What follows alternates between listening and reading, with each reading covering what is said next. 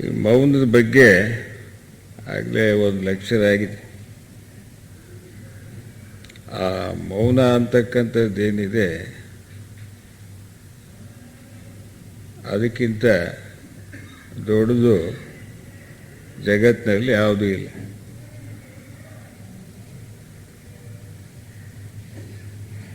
ಈಗ ನೋಡಿ, ಮೌನ ಅನುಭವಿಸ್ತಾ ಇದ್ದೀರಿ, ಅದು ಬಹಳ ಮುಖ್ಯ. ಆಧ್ಯಾತ್ಮದ ಪ್ರಗತಿ ಏನಾದರೂ ಆಗಬೇಕು, ನಾವೇನಾದ್ರೂ ಅಂತಿಮ ಲಕ್ಷ್ಯವನ್ನು ಸಾಧಿಸಬೇಕು ಅಂತ ಹೇಳಿದರೆ ಮೌನ ಅತ್ಯವಶ್ಯಕ.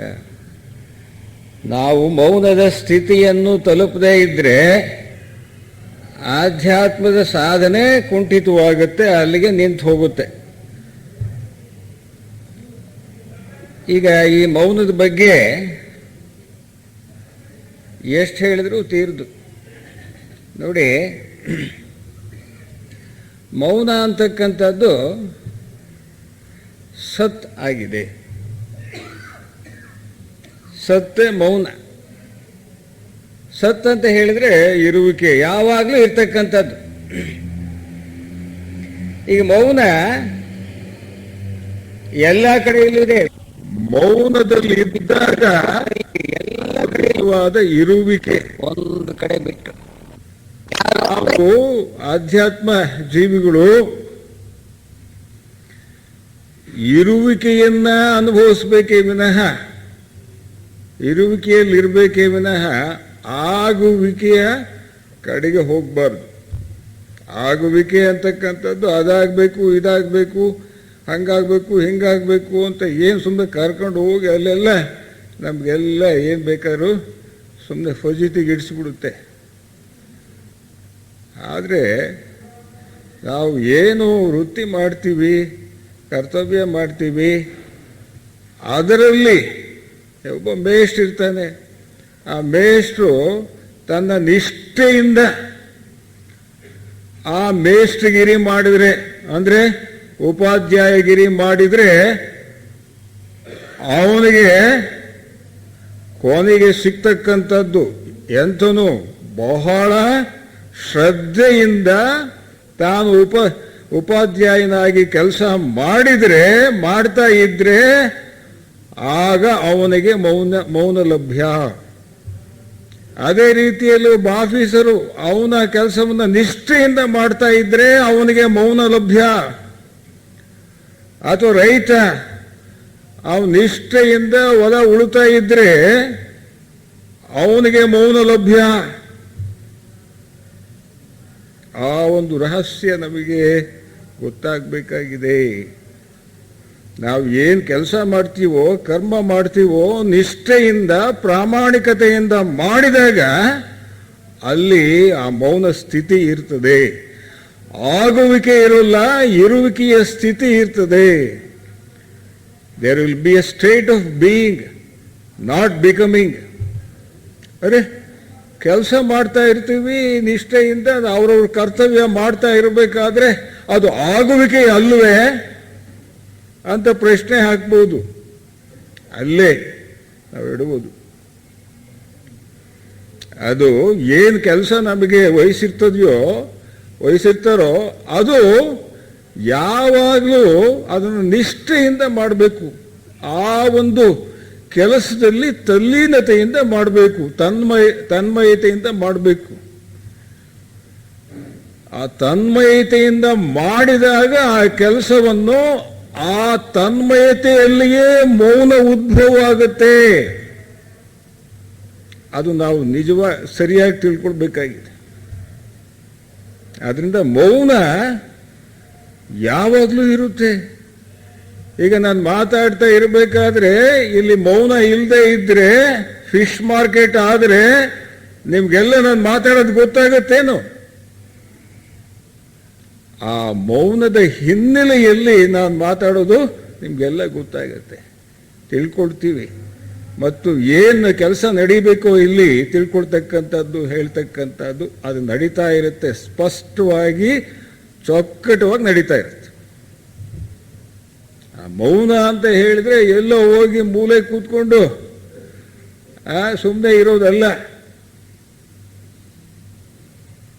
ಅದೆಲ್ಲ ಮೌನ ಸದಾ ಇರುತ್ತೆ. ಅದು ಪ್ರಳಯ ಕಾಲದಲ್ಲಿ ಆ ಪ್ರಳಯ ಆಗ್ತಾ ಇರಬೇಕಾದ್ರೆ ಆ ಪ್ರಳಯ ಕಾಲದಲ್ಲಿ ಆ ಹಿನ್ನೆಲೆಯಲ್ಲಿ ಮೌನವಿತ್ತು.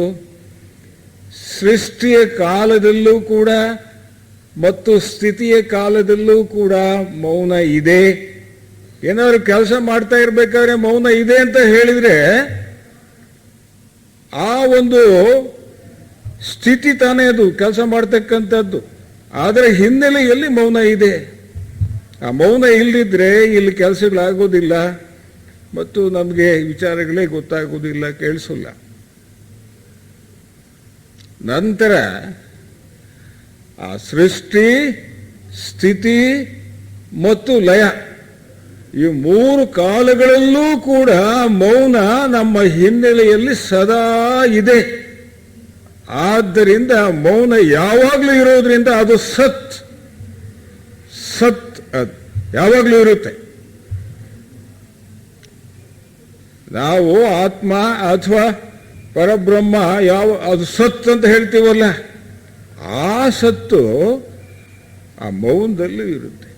ಆ ಮೌನ ಅಂತಕ್ಕಂಥದ್ದನ್ನೇ ಸತ್ ಆಗಿರೋದ್ರಿಂದ ಅದು ಸದಾ ಮೂರು ಕಾಲ ಇರುತ್ತೆ, ಸೃಷ್ಟಿ, ಸ್ಥಿತಿ, ಲಯ ಕಾಲದಲ್ಲಿ. ಆದ್ರಿಂದ ಅದು ಸತ್, ಮೌನವು ಸತ್. ಚಿತ್ ಅಂತ ಹೇಳಿದ್ರೆ ಆ ಚಿತ್ತದಿಂದ ನಮಗೆ ವಿಚಾರಗಳೆಲ್ಲ ಗೊತ್ತಾಗ್ತವೆ. ಚಿತ್ ಅಂತಂದ್ರೆ ಹೇಳಿ ಕಾನ್ಷಿಯಸ್ನೆಸ್, ಪ್ರಜ್ಞೆ ಅಂತ ಹೇಳಿ. ಆ ಪ್ರಜ್ಞೆ ಇರೋ ಹೊತ್ತಿಗೆ ನಾವೆಲ್ಲ ಅದು ಮಾಡ್ತೀವಿ, ಇದು ಮಾಡ್ತೀವಿ, ಎಲ್ಲ ತಿಳ್ಕೊಂಡು ಮಾಡ್ತೀವಿ ನಾವು. ಆ ಪ್ರಜ್ಞೆ ಅಂತಕ್ಕಂಥದ್ದು ಅದರ ನಿಜವಾದ ಒಂದು ರಚನೆ, ಪ್ರಜ್ಞೆಯ ನಿಜವಾದ ರಚನೆ ಯಾವುದರಿಂದಾಗಿದೆ ಅಂತ ಹೇಳಿದ್ರೆ ಮೌನದಿಂದಾಗಿದೆ. ಆ ಮೌನ ಇಲ್ಲದೆ ಇದ್ರೆ ಆ ಋಷಿ ಮುನಿಗಳಾಗ್ಲಿ ಅಥವಾ ವಿಜ್ಞಾನಿಗಳೇ ಆಗಲಿ ಅವರಲ್ಲಿ ಆ ಮೌನ ಸ್ಥಿತಿ ಇಲ್ಲದೆ ಹೋದರೆ ತಮ್ಮ ಅಂತರ್ಗತವಾಗಿರ್ತಕ್ಕಂಥ ಜ್ಞಾನವೇನಿದೆ, ಇಂಟ್ಯೂಷನ್ ಅಥವಾ ಅಂತಸ್ಫೂರ್ತಿ ಏನಿದೆ, ಅನುಭವ ಏನಿದೆ, ಅದು ಹೊರಗೆ ಬರ್ತಿರ್ಲಿಲ್ಲ. ಆ ಮೌನ ಇದ್ದಾಗ, ಗಾಢವಾದ ಮೌನ ಇದ್ದಾಗ ಆಗ ಮಾತ್ರ ಅವರಲ್ಲಿರ್ತಕ್ಕಂತಹ ಅಂತಸ್ಫೂರ್ತಿ ಹೊರಗಡೆ ಬಂದು ಅದು ರಚಿತವಾಗುತ್ತೆ, ಜನಗಳಿಗೆ ಗೊತ್ತಾಗುತ್ತೆ. ಆ ಅಂತಸ್ಫೂರ್ತಿಯಿಂದ ಬಂದಿರತಕ್ಕಂಥ ಮಾತುಗಳೇನಿದ್ದಾವೆ, ವಿಚಾರಗಳೇನಿದ್ದಾವೆ, ಅದು ಸತ್ಯವಾಗಿರ್ತಕ್ಕಂಥದ್ದು, ಅದು ಸುಳ್ಳಲ್ಲ. ಅದನ್ನೇ ಕೃಷ್ಣಾಜಿಯವರು ಇಂಟ್ಯೂಷನ್ ಅಂತ ಹೇಳ್ತಾರಲ್ಲ, ಅನುಭವ ಅಂತ ಹೇಳಿ ಶರಣರು ಹೇಳ್ತಾರಲ್ಲ. ಅದೆಲ್ಲ ಆಗಬೇಕಾದ್ರೆ ಆ ಮೌನದ ಗರ್ಭದಿಂದ ಆ ಒಂದು ಏನು ಅಂತಸ್ಫೂರ್ತಿ ಇದೆ, ಆ ಅಂತಸ್ಫೂರ್ತಿ ಅಂತಕ್ಕಂಥದ್ದು ಆ ಮೌನದ ಗರ್ಭದಿಂದ ಹೊರಡುತ್ತೆ. ಆ ಅಂತಸ್ಫೂರ್ತಿ ಎಲ್ಲಿಂದ ಬರುತ್ತೆ? ಅದರ ಮೂಲ ಯಾವುದು? ಚಿತ್, ಕಾನ್ಷಿಯಸ್ನೆಸ್, ಚಿತ್. ಆದ್ರಿಂದ ಚಿತ್ ಅಂತಕ್ಕಂಥದ್ದು ಮೌನವೇ, ಮೌನದ ಸಾಕಾರ ರೂಪವೇ. ಆದ್ರಿಂದ ಮೌನ ಅಂತಕ್ಕಂಥದ್ದು ಚಿತ್, ಮೌನ ಅಂತಕ್ಕಂಥದ್ದು ಸತ್ ಯಾವಾಗಲೂ ಇರುತ್ತೆ, ಮೌನ ಅಂತಕ್ಕಂಥದ್ದು ಚಿತ್. ಆಮೇಲೆ ಆ ಮೌನದಿಂದ ಆನಂದ ಹೊರಗೆ ಬರುತ್ತೆ ಅಂತ ಕೃಷ್ಣಾಜಿ ಹೇಳ್ತಾರೆ. Bliss comes out of silence ಅಂತ ಹೇಳ್ತಾರೆ. ಆನಂದ ಬರಬೇಕಾದರೆ ಆ ಮೌನ ಸ್ಥಿತಿ ಇರಬೇಕು. ನಮಗೆ ಸಂತೋಷ ಬರಬೇಕಾದ್ರೆ ಅಂತರಂಗದಲ್ಲಿ ಮೌನ ಇರಬೇಕು. ಆ ಮೌನ ಇದ್ರೆ ಮಾತ್ರ ಆನಂದ ಹೊರಹೊಮ್ಮೋದಕ್ಕೆ ಸಾಧ್ಯವಾಗುತ್ತೆ. ಆದ್ರಿಂದ ಮೌನವು ಆನಂದವೂ ಹೌದು. ಆದ್ರಿಂದ ಮೌನವು ಸತ್, ಚಿತ್, ಆನಂದವಾಗಿದೆ. ಆದ್ರಿಂದ ಆ ಸಚ್ಚಿತ್ ಆನಂದ ಸ್ವರೂಪಿಯಾಗಿರ್ತಕ್ಕಂಥ ಆತ್ಮನೂ ಮೌನವೇ. ಆ ಮೌನವೇ ಆತ್ಮ. ಯಾಕೆ? ಮೌನ ಸಚ್ಚಿತ್ ಆನಂದ ಸ್ವರೂಪಿ. ನಮ್ಮ ಆತ್ಮ ಸಚ್ಚಿತ್ ಆನಂದ ಸ್ವರೂಪಿ. ಆದ್ದರಿಂದ ಮೌನವು ನಮ್ಮ ಆತ್ಮವಾಗಿದೆ. ಅದನ್ನು ಹೇಳ್ತಾರೆ ರಮಣ ಮಹರ್ಷಿಗಳು. ಯಾಕೆಂದ್ರೆ ಅವರ ಮೌನದ ಬೆಲೆ ಅವರಿಗೆ ಗೊತ್ತಿತ್ತು. ಯಾರಿಗೆ ಮೌನ ಇಷ್ಟವಿಲ್ವೋ, ಆ ಮೌನದ ಬೆಲೆ ಗೊತ್ತಿಲ್ವೋ, ಅವರು ಸಾಮಾನ್ಯವಾಗಿ ಇಂಥ ಕಡೆ ಅಟೆಂಡ್ ಆಗೋದೇ ಇಲ್ಲ. ತಾವೆಲ್ಲರೂ ಕೂಡ ಒಂದು ಮಟ್ಟಕ್ಕೆ ಹೋಗಿದ್ದೀರಿ, ಹತ್ತಿದ್ದೀರಿ, ಬೆಳೆದಿದ್ದೀರಿ. ಅದಕ್ಕೆ ಮೌನದ ವಿಚಾರ ಕೇಳಬೇಕು ಅಂತ ಹೇಳಿ ನಿಮ್ಗೆ ಇಷ್ಟ ಇದೆ.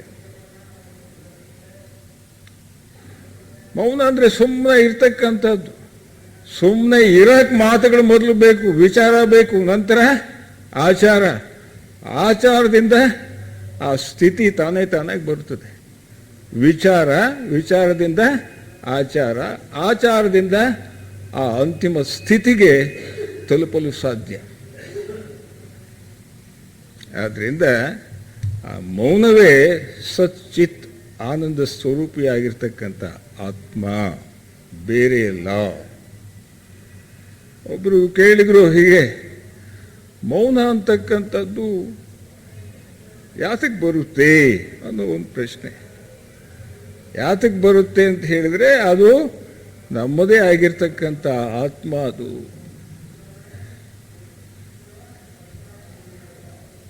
If you experience the perfect silence, that experience itself is self knowledge. ಇವೇನಾದ್ರೂ ಕೂಡ ಶುದ್ಧವಾಗಿರ್ತಕ್ಕಂತಹ ಮೌನವನ್ನ ಅನುಭವಿಸಿದ್ರಿ ಅಂತ ಹೇಳಿದ್ರೆ, ಆ ಶುದ್ಧವಾದ ಮೌನದ ಅನುಭವವೇ ನಿಜವಾದ ಆತ್ಮ ಸಾಕ್ಷಾತ್ಕಾರ, ಆತ್ಮಜ್ಞಾನ. ಆತ್ಮಜ್ಞಾನಿಯಾಗಿರ್ತಕ್ಕಂಥವನು ಸದಾ ಮೌನಿಯಾಗಿರ್ತಾನೆ. ನಮಗೆ ಅದಾಗಬೇಕು ಇದಾಗಬೇಕು ಅಂತ ಹೇಳಿ ಅವನು ಆಗುವಿಕೆಯ ಒಂದು ಕಬಂಧ ಬಾಹುಗಳಿಗೆ ತುತ್ತಾಗಿರೋದಿಲ್ಲ. ಅದರ ಆಚೆ ಹೊರಗೆ ಬಂದಿರ್ತಾನೆ ಅವನು. The pure experience of the pure silence itself is self-knowledge. That pure silence, that itself is the highest and the strongest initiation. ಈ ನಿಜವಾದ ಮೌನ ಏನಿದೆ, ಆ ಮೌನವೇ ನಮಗೆ ನಿಜವಾದ ದೀಕ್ಷೆ ಅಂತ ರಮಣ ಮಹರ್ಷಿ ಹೇಳ್ತಾರೆ. ಆ ಮೌನವೇ ನಿಜವಾದ ದೀಕ್ಷೆ. ಯಾರು ಒಂದನೇ ದೀಕ್ಷೆಯನ್ನು ನಾವು ಪಡೆದಿರ್ತೀವಿ ಅಂತ ಹೇಳಿದ್ರೆ, ಅವನ ಪ್ರಜ್ಞೆ ಅಂತಕ್ಕಂಥದ್ದು ಬುದ್ಧಿ ಪ್ರಜ್ಞೆಗೆ ಹೋಗಿ ದಾಖಲಾಗಿರಬೇಕು. ಅಲ್ಲಿ ಹೋಗಿ ರಿಜಿಸ್ಟರ್ ಮಾಡಿಸಿರ್ಬೇಕು, ಅಕೌಂಟ್ ಓಪನ್ ಮಾಡಿರಬೇಕು. ಎಲ್ಲಿ? ಆ ಬುದ್ಧಿ ಪ್ರಜ್ಞೆಯ ಮಟ್ಟದಲ್ಲಿ. ಆ ಬುದ್ಧಿ ಮಟ್ಟಕ್ಕೆ ಹೋದ ತಕ್ಷಣವೇ ಆನಂದವೇ ಆನಂದ. ಆನಂದದಲ್ಲಿ ಮೌನವಿದೆ, ಮೌನದಲ್ಲಿ ಆನಂದವಿದೆ. ಅದರ ಅನುಭವ ಸಾಕಷ್ಟಾದಾಗ ಅವನಿಗೆ ಮೊದಲನೇ ದೀಕ್ಷೆ. ಆ ದೀಕ್ಷೆ ಪ್ರಾರಂಭವಾಗ್ತಕ್ಕಂಥದ್ದು ಆ ಪರಿಪೂರ್ಣ ಮೌನದ ಸ್ಥಿತಿಯನ್ನ ತಲುಪಿದಾಗ ಮಾತ್ರ. ಇಲ್ಲ ಅಂದ್ರೆ ಸಾಧ್ಯವೇ ಇಲ್ಲ.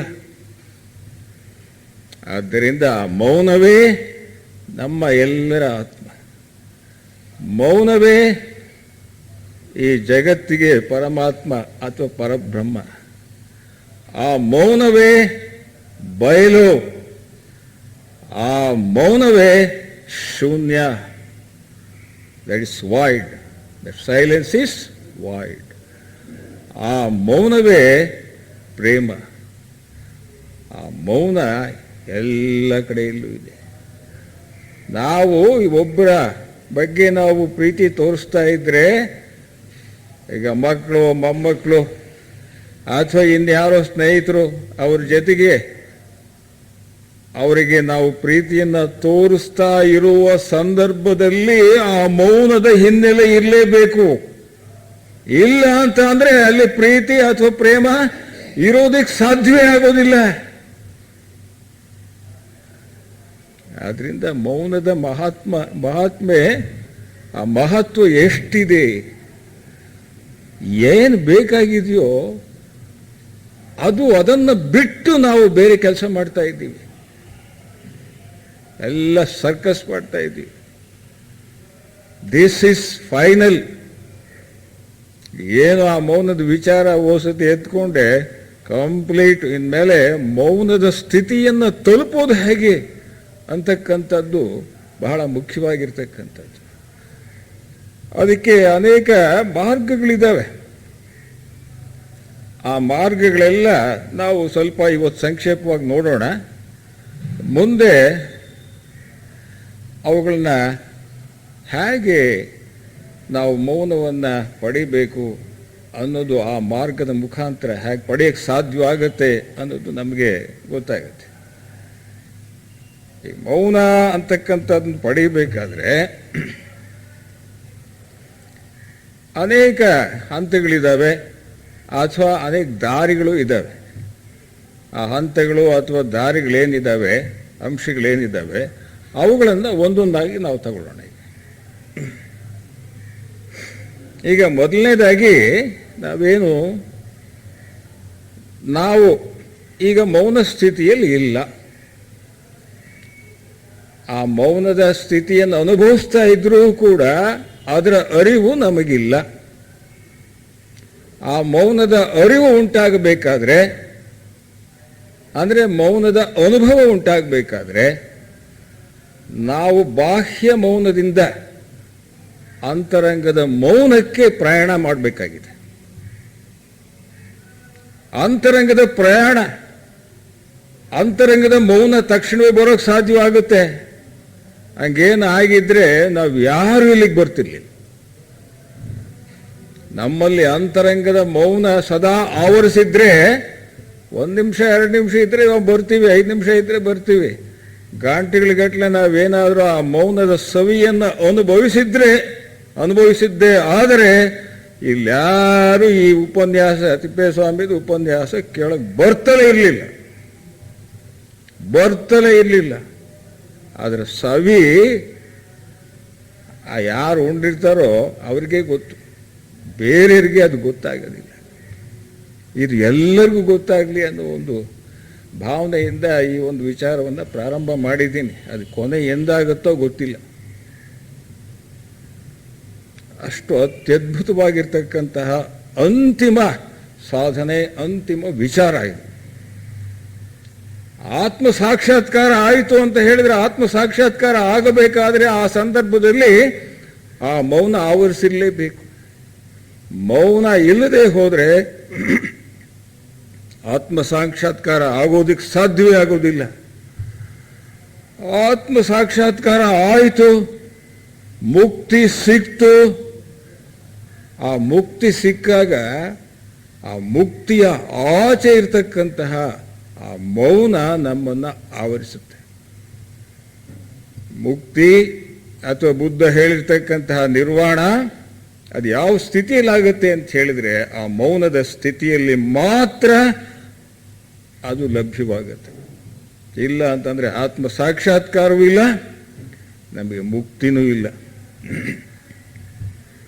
ಅದರಿಂದ ನಾವು ಈಗ ಅನೇಕ ಜನಕ್ಕೆ ಸ್ವಲ್ಪ ಏನೋ ಅದು ಇದು ಮಾಡ್ತಾ ಇರಬೇಕಾದ್ರೆ ಯಾವಾಗನ್ನ ಒಂದು ಸ್ವಲ್ಪ ಆ ಮೌನದ ಸ್ಥಿತಿ, ಅದರ ರುಚಿ ನಾವು ಕಂಡುಕೊಂಡಿರ್ಬೋದೇನೋ. ಅದು ಭಾಳ ಸಂತೋಷವಾದ ವಿಚಾರ ಅದು. ಆದರೆ ನೋಡೋಣ, ನಾವು ಪ್ರಾರಂಭ ಮಾಡಬೇಕಾದ್ದು ಸಾಧನೆಯಿಂದ. ಸಾಧನೆ ಮಾಡಬೇಕಾದ್ರೆ ಎಲ್ಲಿಂದ ಪ್ರಾರಂಭವಾಗುತ್ತೆ ಅಂತ ಹೇಳಿದರೆ, ದೇಹದಿಂದ ಪ್ರಾರಂಭವಾಗುತ್ತೆ. ದೇಹ ಅಂತಕ್ಕಂಥದ್ದು ಹೊರಗಿನ, ದೇಹ ಮತ್ತು ಇಂದ್ರಿಯಗಳು ಹೊರಗಿನ ಒಂದು ಚಟುವಟಿಕೆಗಳಿಗೆ, ಲೌಕಿಕ ಒಂದು ಜಗತ್ತಿಗೆ ಬಹಳ ಚೆನ್ನಾಗಿ ಹೋಗ್ಬಿಡ್ತಾವು. ಯಾಕೆಂದರೆ 1000 ಜನ್ಮಿಂದ ಬರೀ ಅದೇ ಕೆಲಸ ಮಾಡ್ಕೊಂಡು ಬಂದಿದ್ದೀವಲ್ಲ ನಾವು, ಅಲ್ಲೇ ಬಂದಿರೋದು. ಆದ್ದರಿಂದ ಆ ಹೊರಮುಖವಾಗಿರ್ತಕ್ಕಂಥ ಪ್ರಜ್ಞೆಯನ್ನು ಒಳಮುಖ ಮಾಡಿಕೊಳ್ಳೋ ಯಾವಾಗ ಪ್ರಾರಂಭ ಮಾಡ್ತೀವೋ ಆವಾಗಲಿಂದಲೇ ಆ ಮೌನ ಸ್ವಲ್ಪ ಒಂದು ಪೈಸದಷ್ಟು 2 ಪೈಸದಷ್ಟು ಹಿಂಗೆ ಒಳಗೆ ಬಂದಂಗೆಲ್ಲ ಸೀದಾ ಆತ್ಮನನ್ನು ಮುಟ್ಟಿದ ತಕ್ಷಣವೇ 100% ಬರುತ್ತೆ. ಆದರೆ ಅಲ್ಲಿಂದ ಇಲ್ಲಿಗೆ ಬರಬೇಕಾದ್ರೆ ಒಂದು ಜನ್ಮ ಆಗ್ಬೋದು, 10 ವರ್ಷ ಆಗ್ಬೋದು, 1 ವರ್ಷ ಆಗ್ಬೋದು, ಅಥವಾ 100 ಜನ್ಮ ಆಗ್ಬೋದು. ಇಲ್ಲಿಂದ ಇಲ್ಲಿಗೆ ಬರಬೇಕಾದ್ರೆ ಹೌದಾ ಇಲ್ಲ ನೋಡೋಣ. ಆದ್ದರಿಂದ ಹೊರಗಡೆಯಿಂದ ನಾವು ಪ್ರಾರಂಭಿಸಬೇಕಾಗಿದೆ. ಬಹಿರಂಗ ಮೌನದಿಂದ ಮೌನವನ್ನು ಅಭ್ಯಾಸ ಮಾಡೋದ್ರಿಂದ ಅಂತರಂಗದ ಮೌನವನ್ನು ತಲುಪಲು ನಾವು ಏನೆಲ್ಲ ನಾವು ಸಾಧನೆ ಮಾಡಬೇಕು, ಏನು ಕೆಲಸ ಮಾಡಬೇಕು ಅನ್ನೋದು ಈಗ ಭಾಳ ಮುಖ್ಯ. ಆದ್ದರಿಂದ ಅಂತರಂಗದ ಮೌನ ಬರಬೇಕಾದ್ರೆ ಬಹಿರಂಗದಿಂದ ಅಂತರಂಗದ ಮೌನವನ್ನು ಪಡೆಯಲು ಸಾಧ್ಯ. ಅದಕ್ಕೆ ಏನೆಲ್ಲ ನಾವು ಸಾಧನೆಗಳು ಬೇಕು ಅನ್ನೋದನ್ನ ಒಂದೊಂದಾಗಿ ನಾವು ತಗೊಳ್ಳೋಣ. ಈಗ ಅದಕ್ಕೆ ಮೊದಲು ಏನು ಮಾಡಬೇಕು ಅಂತ ಹೇಳಿದರೆ, ನೋಡಿ, ಮಹಾತ್ಮರೆಲ್ಲ, ಅದರಲ್ಲೂ ಋಷಿಗಳು ಸಂಸಾರದಲ್ಲಿದ್ದರು, ಮಕ್ಕಳಾಗಿದ್ರು, ಎಲ್ಲರೂ ಆಗಿದ್ರು. ಆದರೂ ಕೂಡ ಯಾವಾಗಲೂ ಅವರು ಋಷಿಗಳು ಅಂತ ಹೇಳಿದರೆ ಅವ್ರ ಬಾಯಿ ತೆರೆದಿರುತ್ತೇನು? ಋಷಿಗಳ ಬಾಯಿ ಫೋಟೋದಲ್ಲಿ ನೋಡ್ತೀವಲ್ಲ ನಾವು, ಮುಚ್ಕೊಂಡಿರುತ್ತೆ, ಮೌನವಾಗಿ ಎಲ್ಲೋ ಕೂತಿರ್ತಾರೆ. ಅದೇ ದೃಶ್ಯ ನಮಗೆ. ಅವ್ರ ಸಂಸಾರಿಗಳಾಗಿದ್ರೂ ಕೂಡ ಆ ಸಂಸಾರವನ್ನು ಅನುಭವಿಸ್ತಾ ಇರಬೇಕಾದ್ರೆ ಅವರ ಮೌನ ಸ್ಥಿತಿಯಲ್ಲಿ ಪ್ರತಿ ದಿವಸ ಇರೋರು. ಒಂದು ನಿಮಿಷ ನಾವಿರೋಕ್ಕೆ ಸಾಧ್ಯವೇ? ನಾವು ಕೆಲವರು ಧ್ಯಾನ ಮಾಡ್ತೀವಿ. ಆ ಧ್ಯಾನ ಅಂತಕ್ಕಂಥದ್ದು ಮೌನವನ್ನು ಪಡೆಯುವ ಮುಖ್ಯ ಸಾಧನಗಳಲ್ಲಿ ಒಂದು. ಅದಕ್ಕೆ ಆಮೇಲೆ ಬರೋಣ. ಆದ್ದರಿಂದ ಋಷಿಗಳು ಮುನಿಗಳು ತಪಸ್ ಮಾಡ್ತಾ ಇದ್ರು ಅಂತ ಹೇಳಿದ್ರೆ ಮೌನ ಸ್ಥಿತಿಯಲ್ಲಿ ಇದ್ದುಕೊಂಡು ಆ ಕೆಲಸ ಮಾಡ್ತಾ ಇದ್ರು. ಅವರು ದಿವಸಕ್ಕೆ 1 ಗಂಟೆ ಅಲ್ಲ, 10 ಗಂಟೆ ಆದರೂ ಆಗ್ಬೋದು. ಒಟ್ಟು 24 ಗಂಟೆಗೆ 10 ಗಂಟೆ ಆಗ್ಬೋದು, 6 ಗಂಟೆ ಆಗ್ಬೋದು. ಯಾವಾಗಲೂ ಮೌನ ಸ್ಥಿತಿಯಲ್ಲಿ ಇದ್ದುಕೊಂಡು ಅವರು ಮುಕ್ತಿ ಹೊಂದಿದ್ರು.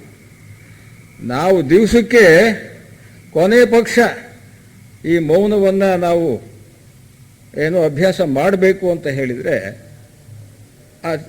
ಪ್ರತಿ ದಿವಸ ಅಟ್ಲೀಸ್ಟ್ ಒಂದು ಅರ್ಧ ಗಂಟೆಯಿಂದ ಆದರೂ ಪ್ರಾರಂಭ ಮಾಡಬೇಕು. ದಿವಸಕ್ಕೆ ಅರ್ಧ ಗಂಟೆ ಮೌನ ಸ್ಥಿತಿಯಲ್ಲಿರ್ಬೇಕು ನಾನು ಅಂಥೇಳಿ ಒಂದು ದೃಢ ಸಂಕಲ್ಪ ಮಾಡಿಕೊಂಡು ನಮಗೆ ಬೇಕಾದ ಸ್ಥಳ, ಮನೆಯಲ್ಲಿ ಒಂದು ಕೊಠಡಿ ಆಗಿರ್ಬೋದು, ಅಥವಾ ಪಾರ್ಕ್ ಆಗಿರ್ಬೋದು, ಅಥವಾ ಹೊಲ, ಯಾವುದಾದ್ರೂ ಆಗಿರ್ಬೋದು, ನಮಗೆ ಪ್ರಶಾಂತವಾದ ಒಂದು ಸ್ಥಳವನ್ನು ನಾವು ಮೊದಲು ಹುಡ್ಕೋಬೇಕಾಗುತ್ತೆ. ಆವಾಗ ಪ್ರತಿ ದಿವಸ ಒಂದು ಅರ್ಧ ಗಂಟೆ ಆ ಮೌನದ ಅಭ್ಯಾಸ ಮಾಡ್ತಾ ಹೋಗ್ಬೇಕು ನಾವು. ಆಮೇಲೆ ಪ್ರತಿ ದಿವಸ ಅರ್ಧ ಗಂಟೆ ಆದಮೇಲೆ ತಿಂಗಳು, 2 ತಿಂಗಳು, 3 ತಿಂಗಳು, ಪ್ರತಿ ದಿವಸ ಅರ್ಧ ಗಂಟೆ ನಾವು ಮಾಡ್ತಾ ಹೋದಂಗೆಲ್ಲ ಅದಾದಮೇಲೆ ಒಂದು 3 ತಿಂಗಳು, 6 ತಿಂಗಳು ಆದಮೇಲೆ 1 ಗಂಟೆ, ದಿವಸ 1 ಗಂಟೆ. ಇನ್ನೂ ನಾವು ವರ್ಷಗಟ್ಟಲೆ ಆದರೆ 2 ಗಂಟೆ ದಿವಸಕ್ಕೆ ನಾವು ಮೌನವನ್ನು ಆಚರಿಸಬೇಕಾಗಿದೆ. ನಮಗೆ ಬೇಕಾದ ಹಿತವಾದ ಪ್ರಶಾಂತವಾದ ಸ್ಥಳದಲ್ಲಿ, ಇಂಥದ್ದೇ ಅಂತೇನಿಲ್ಲ. ಹೀಗಾಗದೇ ಇದ್ದರೆ ಆ ಮೌನ ಸ್ಥಿತಿ ಅಂತರಂಗವನ್ನು ತಲುಪದೆ ಹೋದರೆ ನಾವು ಯಾವಾಗಲೂ ಕೂಡ ಕ್ಷೋಭೆಯಿಂದ, ಆ ಕ್ಷುಲ್ಲಕತೆಯನ್ನು, ಆ ನೋವನ್ನು ಅನುಭವಿಸ್ಬೇಕಾಗತ್ತೆ. ನಮ್ಮನ್ನು ಯಾವಾಗಲೂ ಶಾಂತಿಯಲ್ಲಿ ಇಡೋಕ್ಕೆ ಸಾಧ್ಯವೇ ಇಲ್ಲ. ಶಾಂತಿಯಿಂದ ನಾವಿರಬೇಕಾದ್ರೆ ಮೌನದ ಅಭ್ಯಾಸ ಅತ್ಯವಶ್ಯಕವಾಗಿರ್ತಕ್ಕಂಥದ್ದು. ಅರ್ಧ ಗಂಟೆಯಿಂದ ಪ್ರಾರಂಭಿಸೋಣ. ಪ್ರತಿ ದಿವಸ ಅರ್ಧ ಗಂಟೆ, ಯಾವಾಗಾದರೂ ಆಗ್ಬೋದು. ಆದರೆ ಹೇಗೆ ಆ ಮೌನವನ್ನು ಆಚರಿಸೋದು, ಅಭ್ಯಾಸ ಮಾಡೋದು ಬಹಳ ಮುಖ್ಯ. ಈಗ ನಾನು ಮೌನವಾಗಿರ್ತೀನಪ್ಪ ಅಂತ ಹೇಳಿದರೆ ಆ ಮೌನವನ್ನು ಅನುಭವಿಸಬೇಕಾದ್ರೆ ಮಾತಾಡೋದು ನಿಲ್ಲಿಸ್ಬೇಕು. ಆಯಿತು, ಹೋಗಿ ಟಿ ವಿ ಮುಂದೆ ಕೂತ್ಕೊಳ್ತಾನೆ, ಯಾರೇ ನನ್ನ ಅರ್ಧ ಗಂಟೆ ಮಾತಾಡಿಸ್ಬಾರ್ದು ಮನೆಗೆ, ಅಥವಾ 1 ಗಂಟೆ ಮಾತಾಡಿಸ್ಬಾರ್ದು ಮನೆಗೆ. ಅಂತ ಹೇಳಿ ಟಿ ವಿ ಮುಂದೆ ಕೂತ್ಕೊಂಡ್ಬಿಡ್ತಾನೆ. ಆ ಟೈಮ್ನಲ್ಲಿ ಏನೇನೋ ಬರ್ತಿರುತ್ತೆ ಹೊಲಸು, ಅದನ್ನು ಎಲ್ಲ ನೋಡ್ತಿರ್ತಾನೆ. ಆ ಟಿ ವಿಗಳು ಒಬ್ಬೊಬ್ಬ ಯಾರನ್ನ ನೀವು ಅದ್ರ ಕಡೆ ಜೋತ್ ಬಿದ್ದುಬಿಟ್ರಿ ಅಂತ ಹೇಳಿದರೆ ನಿಜವಾಗ್ಲೂ ಕೂಡ ಅದು it is hell of a job. ಬಹಳ ನರಕಕ್ಕೆ ನಮ್ಮನ್ನು ಕೊಂಡೊಯ್ದು ಬಿಡುತ್ತೆ ಅಂಥ ಕೆಟ್ಟ ದೃಶ್ಯಗಳು. ಗುದ್ದೋಡವಿರ್ತವೆ, ಇಲ್ಲಾಂದ್ರೆ ಇನ್ನೇನೋ ಮಾಡೋವಿರ್ತವೆ, ಏನೇನೋ ಆಗ್ತವೆ. ಅಷ್ಟೇ ಅವುಗಳಲ್ಲಿ ಗಲಾಟೆ. ಸುಮ್ಮನೆ ಟಿ ವಿ ನೋಡ್ತಿರ್ತೀವಿ, ಯಾರು ನಾನು ಮಾತಾಡಿಸ್ಕೊಡ್ದು, ಸರಿ ಟಿ ವಿ ನೋಡ್ತಾ ಇರ್ತೇವೆ. ಇದು ಮೌನವೇ ಅಥವಾ ಅಲ್ವೋ ಹೇಳಿ? ಮೌನ ಅಂತ ಒಬ್ರು ಹೇಳ್ತಾರೆ, ಇನ್ನೊಬ್ರು ಮೌನ ಅಲ್ಲ ಅಂತ ಹೇಳ್ತಾರೆ. ನಾವು ಆ ಟಿ ವಿ ನೋಡ್ತಿರ್ಬೇಕಾದ್ರೆ ಆ ದೃಶ್ಯಗಳನ್ನ ನಾವೇ ಸುಮ್ಮನೆ ಕೂತ್ಕೊಂಡಿರ್ತೀವ. ಓ ಅದು ಹಂಗೆ ಹಿಂಗೆ ಅಂತ ಹೇಳಿ ಅದು ಹುಡುಗರಂಗೆ ಆಡ್ಬಿಡ್ತೀವಿ. ಒಂದೊಂದ್ಸತಿ ಮೇಲಕ್ಕೆ ಎದ್ದು ಚಪ್ಪಾಳೆ ತಟ್ಬಿಡ್ತೀವಿ. ಕ್ರಿಕೆಟ್ ನಡೀತಾ ಇರ್ತದೆ, ತಟ್ಟಿದ್ದೆ ಯಾರೋ ನಮ್ಮ ಕಡೆನೂ ಒಬ್ಬ ಗೆದ್ದುಬಿಟ್ರೆ, ಜಾಸ್ತಿ ರನ್ ಹೊಡೆದ್ಬಿಟ್ರೆ ಟಿ ವಿ ನೋಡಬಾರ್ದು, ಒಂಚೂರು ನೋಡಬಾರ್ದು ಆ ಟೈಮ್ನಲ್ಲಿ ಮೌನ ಸ್ಥಿತಿಯಲ್ಲಿದ್ದಾಗ. ಆಮೇಲೆ ಪುಸ್ತಕ ಓದೋದು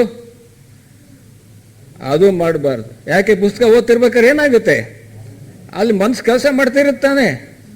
ಟಿ ವಿ ನೋಡ್ತಿರ್ಬೇಕಾದ್ರೆ ಮನ್ಸು ಕೆಲಸ ಮಾಡ್ತಿರುತ್ತೆ, ಆಲೋಚನೆ ಬರ್ತಿರ್ತವೆ. ಪುಸ್ತಕ ಓದ್ತಿರ್ಬೇಕಾದ್ರೆ ಮನಸ್ಸು ಕೆಲಸ ಮಾಡ್ತಾ ಇರ್ತದೆ, ಆಲೋಚನೆ ಬರ್ತಿರ್ತವೆ. ಮೌನ ಅಂತ ಹೇಳಿದರೆ ಮನಸ್ಸು ಸ್ತಬ್ಧವಾಗಿರಬೇಕು, ಕೆಲಸ ಮಾಡಿಕೊಡ್ದು ಆಲೋಚನಾ ರಹಿತ ಸ್ಥಿತಿ ಆಗಿರಬೇಕು. ಅದು ಮೌನ, ಅಂತರಂಗದಲ್ಲಾಗಲಿ ಬಹಿರಂಗದಲ್ಲೇ ಆಗಲಿ.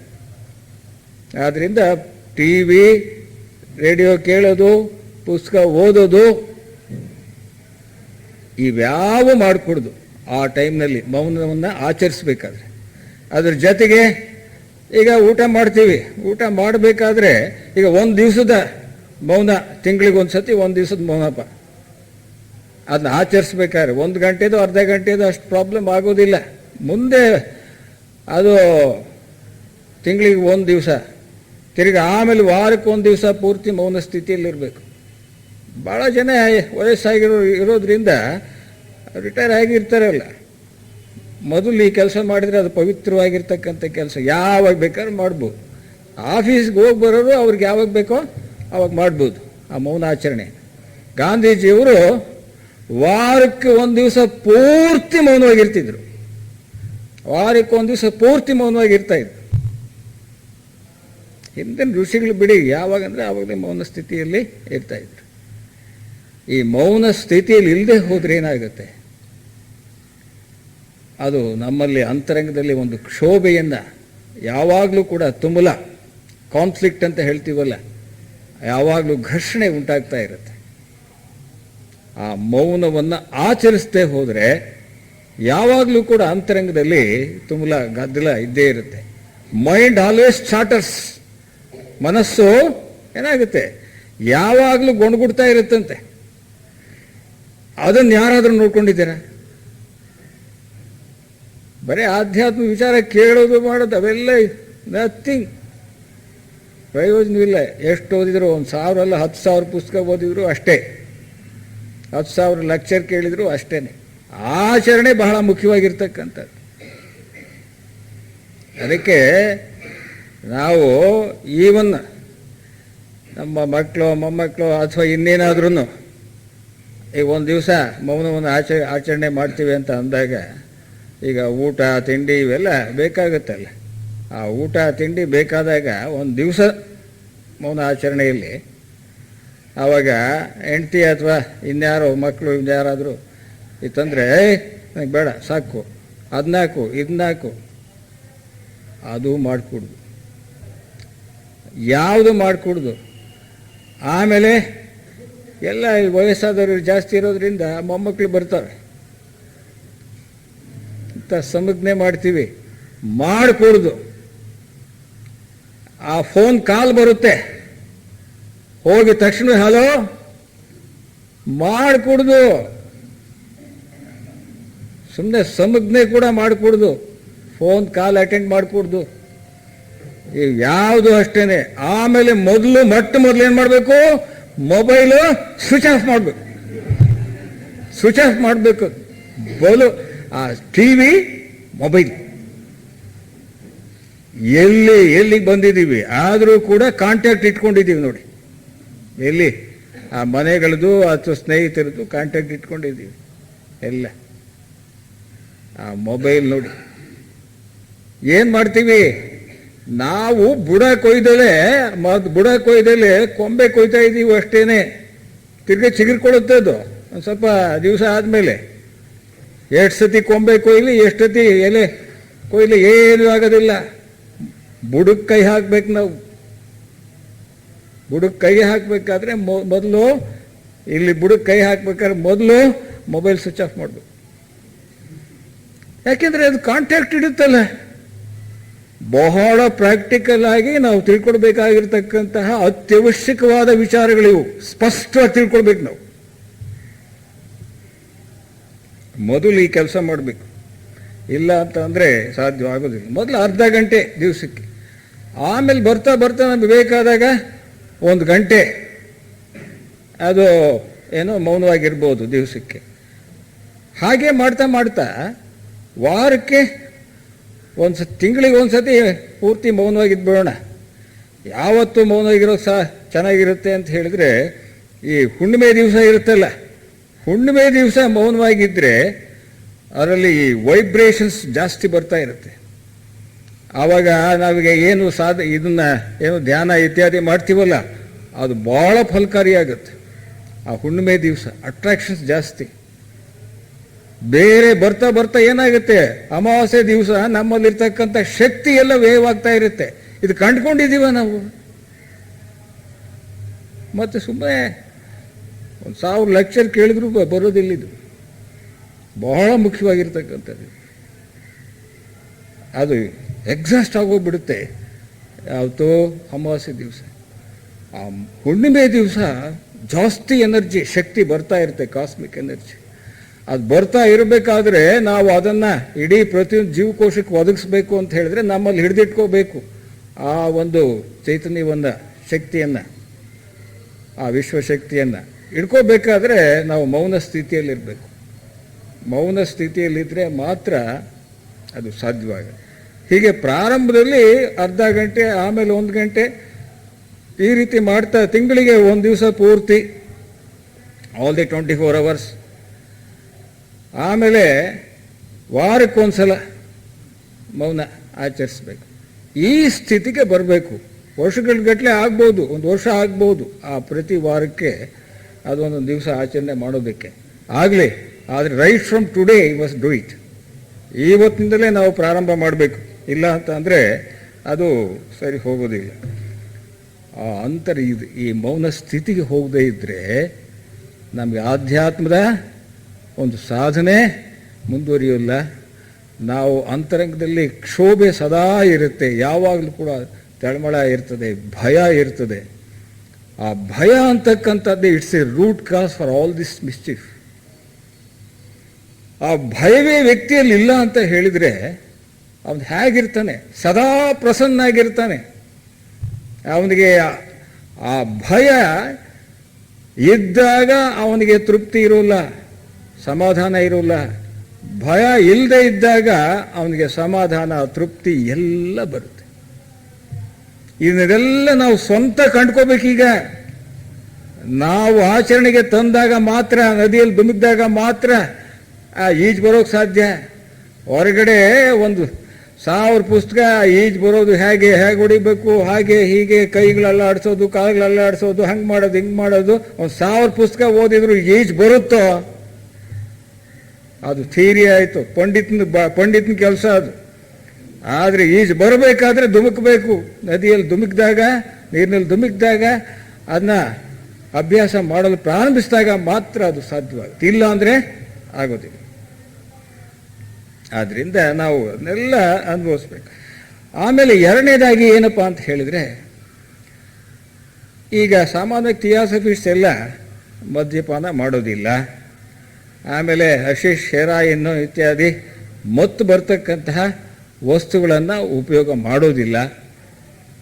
ಆದರೆ ಯಾರಾದರೂ ಈಗ ಪೂರ್ತಿ ಥಿಯಾಸಫಿಕಲ್ ಸೊಸೈಟಿಗೆ ಸೇರಿದಲ್ಲೇ ಸುಮ್ಮನೆ ಬರ್ತಾ ಇದ್ದರೆ ಅಂಥವ್ರು ಮತ್ತು ಹೊಸದಾಗಿ ಏನು ಮೆಂಬರ್ಸ್ ಆಗಿದ್ದಾರೆ ಅಂಥವ್ರು ಅಕಸ್ಮಾತ್ ಏನಾದ್ರೂ ಈ ಒಂದು ಮತ್ತಿನ ಪದಾರ್ಥಗಳನ್ನು ಉಪಯೋಗಿಸ್ತಾ ಇದ್ದರೆ ಪೂರ್ತಿಯಾಗಿ ಬಿಡಬೇಕಾಗುತ್ತೆ.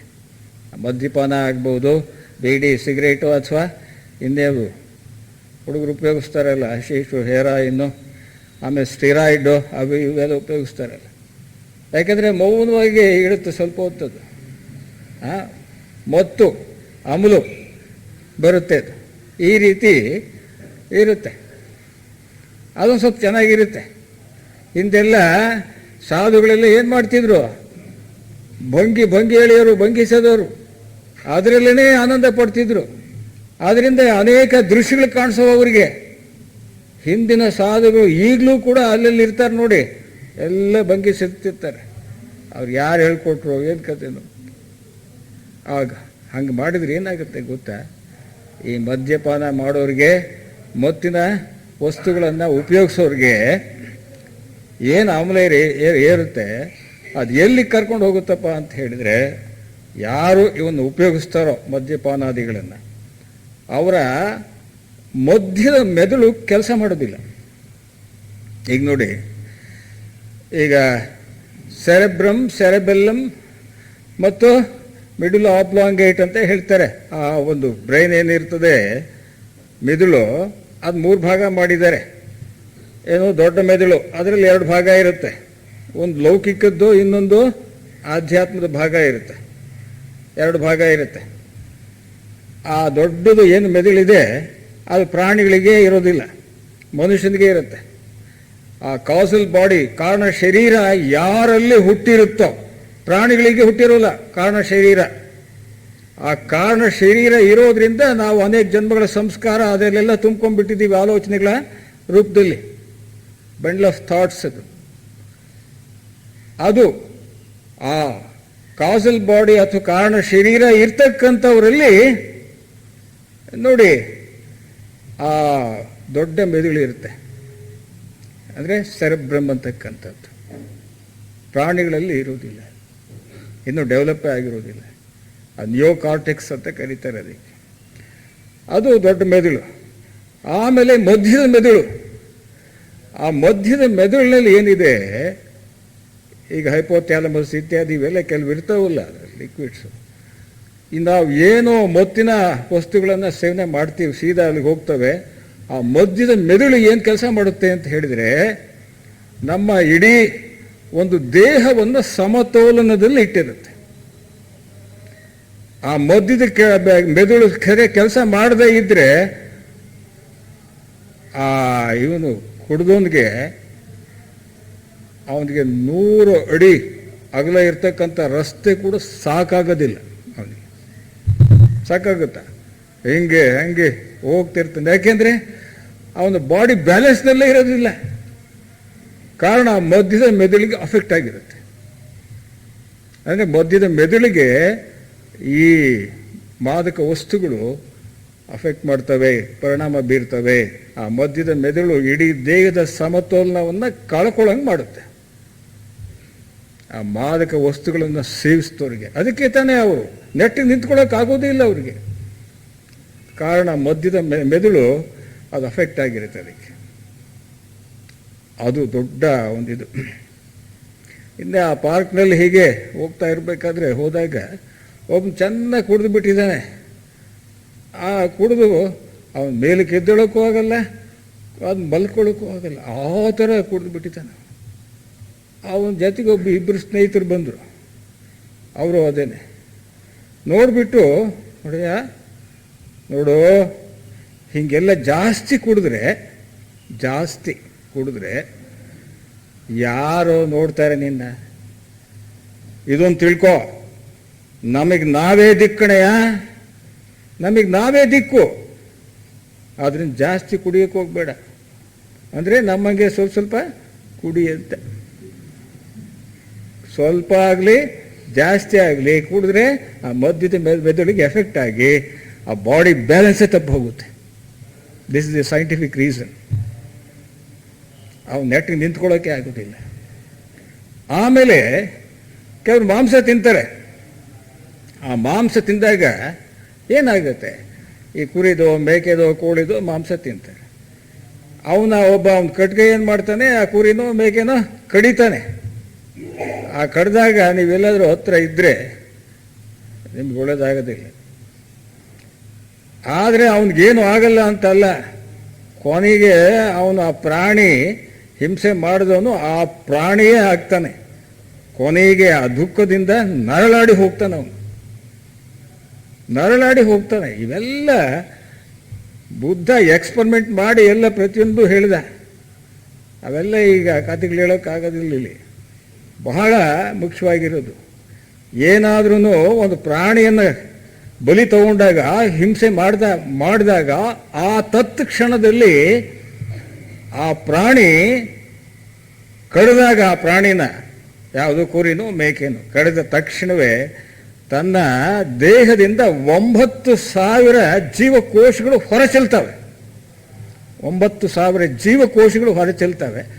ಅವುಗಳು ನೋವಿನಿಂದ ಕೂಡಿರ್ತಕ್ಕಂಥ ಜೀವಕೋಶಗಳು ಆ ಸುತ್ತ ಯಾರ್ಯಾರಿರ್ತಾರೋ ಅವ್ರಿಗೆಲ್ಲರಿಗೂ ಕೂಡ ಅಂಟ್ಕೊಂಡ್ಬಿಡ್ತಾವೆ. ಅವೆಲ್ಲ ಹೋಗಿ ಸೇರ್ತಾವವು.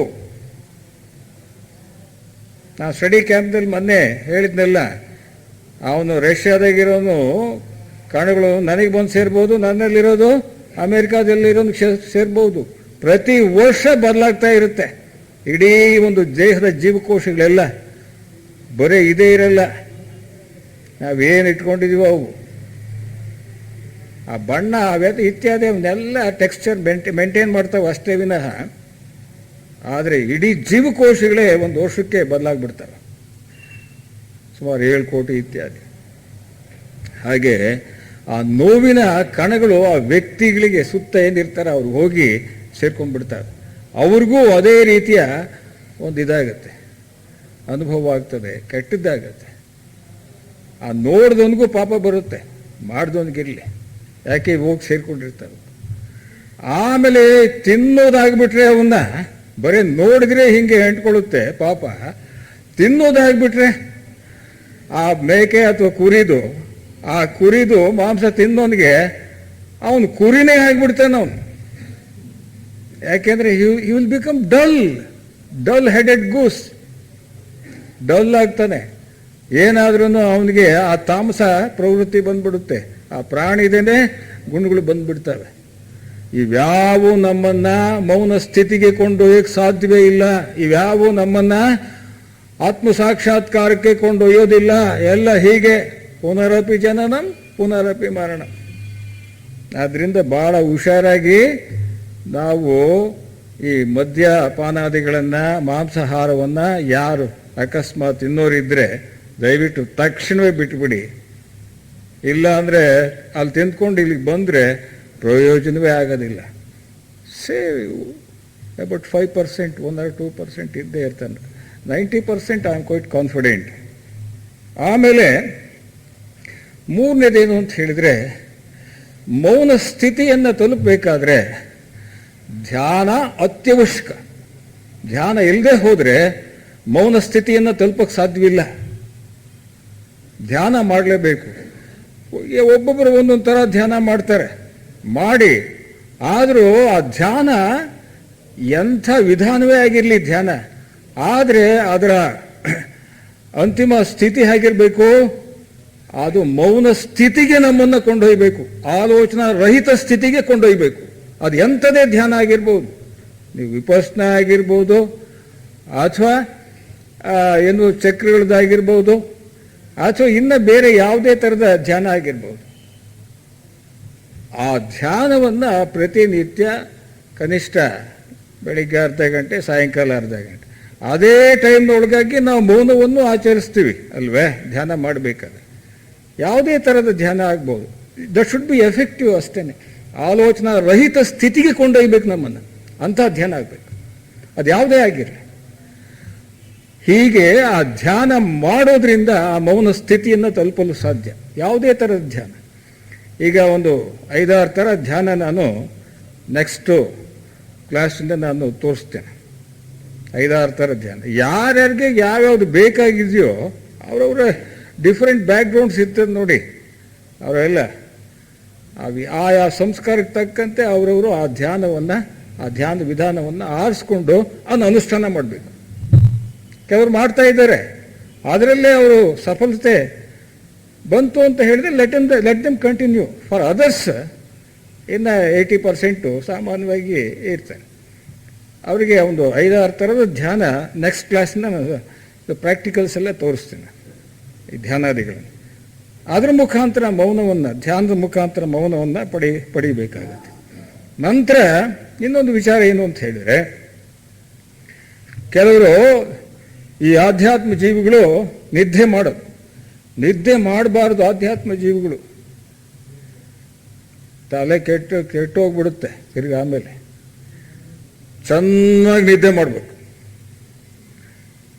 6ರಿಂದ 8 ಗಂಟೆವರೆಗೂ 24 ಗಂಟೆಯಲ್ಲಿ ಕನಿಷ್ಠ ನಿದ್ದೆ ಮಾಡಬೇಕು. ನಿದ್ದೆ ಬರಲಿ ಬಿಡಲಿ, ಸುಮ್ಮನೆ ಓಡಾಡ್ತಿರೋದು ಅದು ಕೆಲಸ ಮಾಡಬೇಕು. You must take rest. ಆ ಮೆದುಳಿಗೆ ರೆಸ್ಟ್ ಬೇಕಾಗುತ್ತೆ, ವಿಶ್ರಾಂತಿ ಬೇಕಾಗುತ್ತೆ. ಇಲ್ಲ ಅಂತ ಅಂದರೆ ನಿಮ್ಮ ಮೌನದ ಸಾಧನೆ ಸಿದ್ಧಿಸೋದಕ್ಕೆ ಸಾಧ್ಯವೇ ಇಲ್ಲ. ಚೆನ್ನಾಗಿ ನಿದ್ದೆ ಹೋಗದೇ ಇದ್ರೆ ಬಹಳ ಮುಖ್ಯವಾಗಿರ್ತಕ್ಕಂಥದ್ದು 6ರಿಂದ 8 ಗಂಟೆ ನಿದ್ದೆ ಮಾಡಿಬಿಡಿ ಚೆನ್ನಾಗಿ, ಎಷ್ಟು ಸಾಧ್ಯವೋ ಅಷ್ಟು. ಇನ್ನು 8 ಗಂಟೆ ಅಂದರೆ ಜಾಸ್ತಿ ನಿದ್ದೆ ಮಾಡೋ, ಇನ್ನೂ ಜಾಸ್ತಿ ಮಾಡಿ. ಆದರೆ ಯಾವಾಗಲೂ ಮಲ್ಕೊಂಡಿರಬಾರ್ದು, ಅಷ್ಟೇ. ಅಂಥವ್ರು ಇರ್ತಾರೆ. ಆಮೇಲೆ ನೆಕ್ಸ್ಟು ಈ ನಿಸರ್ಗದೊಂದಿಗೆ ಸಂಪರ್ಕವನ್ನು ಇಟ್ಕೋಬೇಕು. ಈ ಪಾರ್ಕ್ಗಳಿಗೆಲ್ಲ ಹೋಗ್ತೀವಿ, ಆಮೇಲೆ ಊರುಗಳಿಗೆ ಹೋದಾಗ ಹೊಲಗಳಿಗೆ, ಗದ್ದೆಗಳಿಗೆ ಅವೆಲ್ಲ ಹೋಗ್ತೀವಿ, ನೋಡ್ತೀವಿ. ಸುಮ್ಮನೆ ನೋಡಬೇಕಷ್ಟೇ. ಒಂದು ಸಸ್ಯವನ್ನು, ಅದು ಎಂಥದ್ದು ಕೆಲಸಕ್ಕೆ ಬಾರದು ಸಸ್ಯ ಆಗಿರಲಿ, ಇಲ್ಲಿ ಮಸ್ತ್ ಇದ್ದಾವೆ ಹೂವಿನ ಗಿಡಗಳು ಅಂತಿಂತವು, ನಾವು ಯಾರು ಹೋಗಿ ಆ ಸಸ್ಯದ ಮುಂದೆ 5 ನಿಮಿಷ ನಿಂತ್ಕೊಂಡು ಕರೆಕ್ಟಾಗಿ ದಿಟ್ಟಿಸಿ ನೋಡಿದ್ದೀವಿ? ದಯವಿಟ್ಟು ಹೇಳಿ. ಇಲ್ಲಿ ಅಷ್ಟು ಒಂದು ಸಸ್ಯ ಸಂಪತ್ತಿದೆ, ಒಳ್ಳೊಳ್ಳೆ ಹೂಗಳು ಬಿಡ್ತಕ್ಕಂಥವು ಒಳ್ಳೊಳ್ಳೆ ಗಿಡಗಳಿದ್ದಾವೆ. ಒಂದೊಂದು ಗಿಡ ಸುಮ್ಮನೆ ಒಂದು 5 ನಿಮಿಷ ದಿಟ್ಟಿಸಿ ನೋಡಿದರೆ, ಇನ್ನೇನು ಮಾಡಿಕೊಡು ಸುಮ್ಮನೆ ನೋಡ್ತಾ ಇದ್ರೆ ಆ ಮೌನದ ಸ್ಥಿತಿ ತಾನೇ ಆವರಿಸುತ್ತೆ. ಆ ನಿಸರ್ಗ ಇದೆಯಲ್ಲ, ನೇಚರು, ಅವೆಲ್ಲ ಮರ ಗಿಡಗಳು ಇತ್ಯಾದಿಗಳಂತ. ಆಮೇಲೆ ಲಾಲ್ಬಾಗ್ ಹೋಗೋರು ಸುಮ್ಮನೆ ವಾಕಿಂಗ್ ಹೋಗ್ತಾರೆ, ಆಟೆ ಹೊಡ್ಕೊಂಡು ಬಂದುಬಿಡ್ತಾರೆ ಅಷ್ಟೇ, ಭರ್ಜರಿ. ಅಲ್ಲಿ ಇದ್ದಾಗಲಿಲ್ಲ, ಅಲ್ಲಿ ಮೌನವಾದ ಒಂದು ಸ್ಥಳ ಲಾಲ್ಬಾಗ್ ಆಗ್ಬೋದು ಅಥವಾ ಕಬ್ಬನ್ ಪಾರ್ಕ್ ಆಗ್ಬೋದು. ಇವರೆಲ್ಲ ಹೋಗಿಬಿಟ್ಟು ಎಲ್ಲ ಚಾಟ್ಲಿಂಗ್ ಬಾಕ್ಸ್ ಇದ್ದಂಗೆ ಎಲ್ಲ ಹೋಗಿ ಇವ್ರ ಶಬ್ದಗಳೆಲ್ಲ ಗಿಡಗಳಿಗೆಲ್ಲ ಎಲ್ಲ ಒದಗಿಸಿ ಬಂದುಬಿಡ್ತಾರೆ, ಕೆಟ್ಟ ಸಂಸ್ಕಾರ ಕೊಟ್ಟು ಬರ್ತಾರೆ. ಮೌನವಾಗಿರ್ಬೇಕಲ್ಲಿ. ಸುಮ್ಮನೆ ಒಂದು ಗಿಡ, ಇಷ್ಟೊಂದು 1000 ಗಿಡ ಇದೆ, ಒಂದೊಂದು ದಿವಸ ಒಂದೊಂದು ಗಿಡ ಸುಮ್ಮನೆ ಒಂದು 5 ನಿಮಿಷ ನೋಡಿ ಅದ್ರ ಎಫೆಕ್ಟ್ ನೋಡಿ. ಇವು ಮಾಡಿರಲ್ಲ, ಇವು ರೈತರು ಕೂಡ ಅಷ್ಟೇ. ಎಷ್ಟು ಚೆನ್ನಾಗಿದೆ, ನಂದೆಲ್ಲ ಬಿದ್ದೋಗೈತಪ್ಪ, ಇವಾಗ ಈ ಸತಿ ಆಗೋದು ಚೆನ್ನಾಗಿ ಆಗೋದಿಲ್ಲ, ಹಾಗೆ ಹೀಗೆ ಅಂದ್ಕೊಂಡೇ ನೋಡ್ತಾನೆ ರೈತ. ಅಥವಾ ಆ ಒಂದು ಚೆನ್ನಾಗಿ ಏನು ಗಿಡಗಳು ಬೆಳೆದಿದ್ರೆ ಅವನು ನೋಡಿ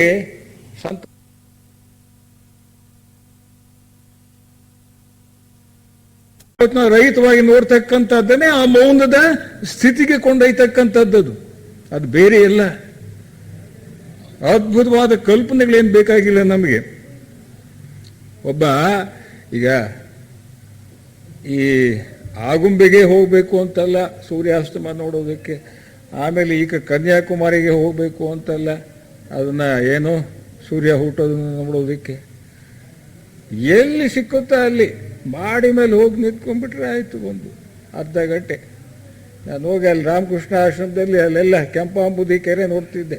ಹೋಗಿ ಸುಮ್ಮನೆ ಅಲ್ಲಿ ಶಾರದಾ ದೇವಿದು ಒಂದು ಬಂದು ಹೋಗಿರೋ ಸ್ಥಳ ಇದೆ, ಅದು ಸುಮ್ಮನೆ ನೋಡ್ತಾ ಇದ್ದರೆ ಆ ಕೆರೆನ ತಕ್ಷಣವೇ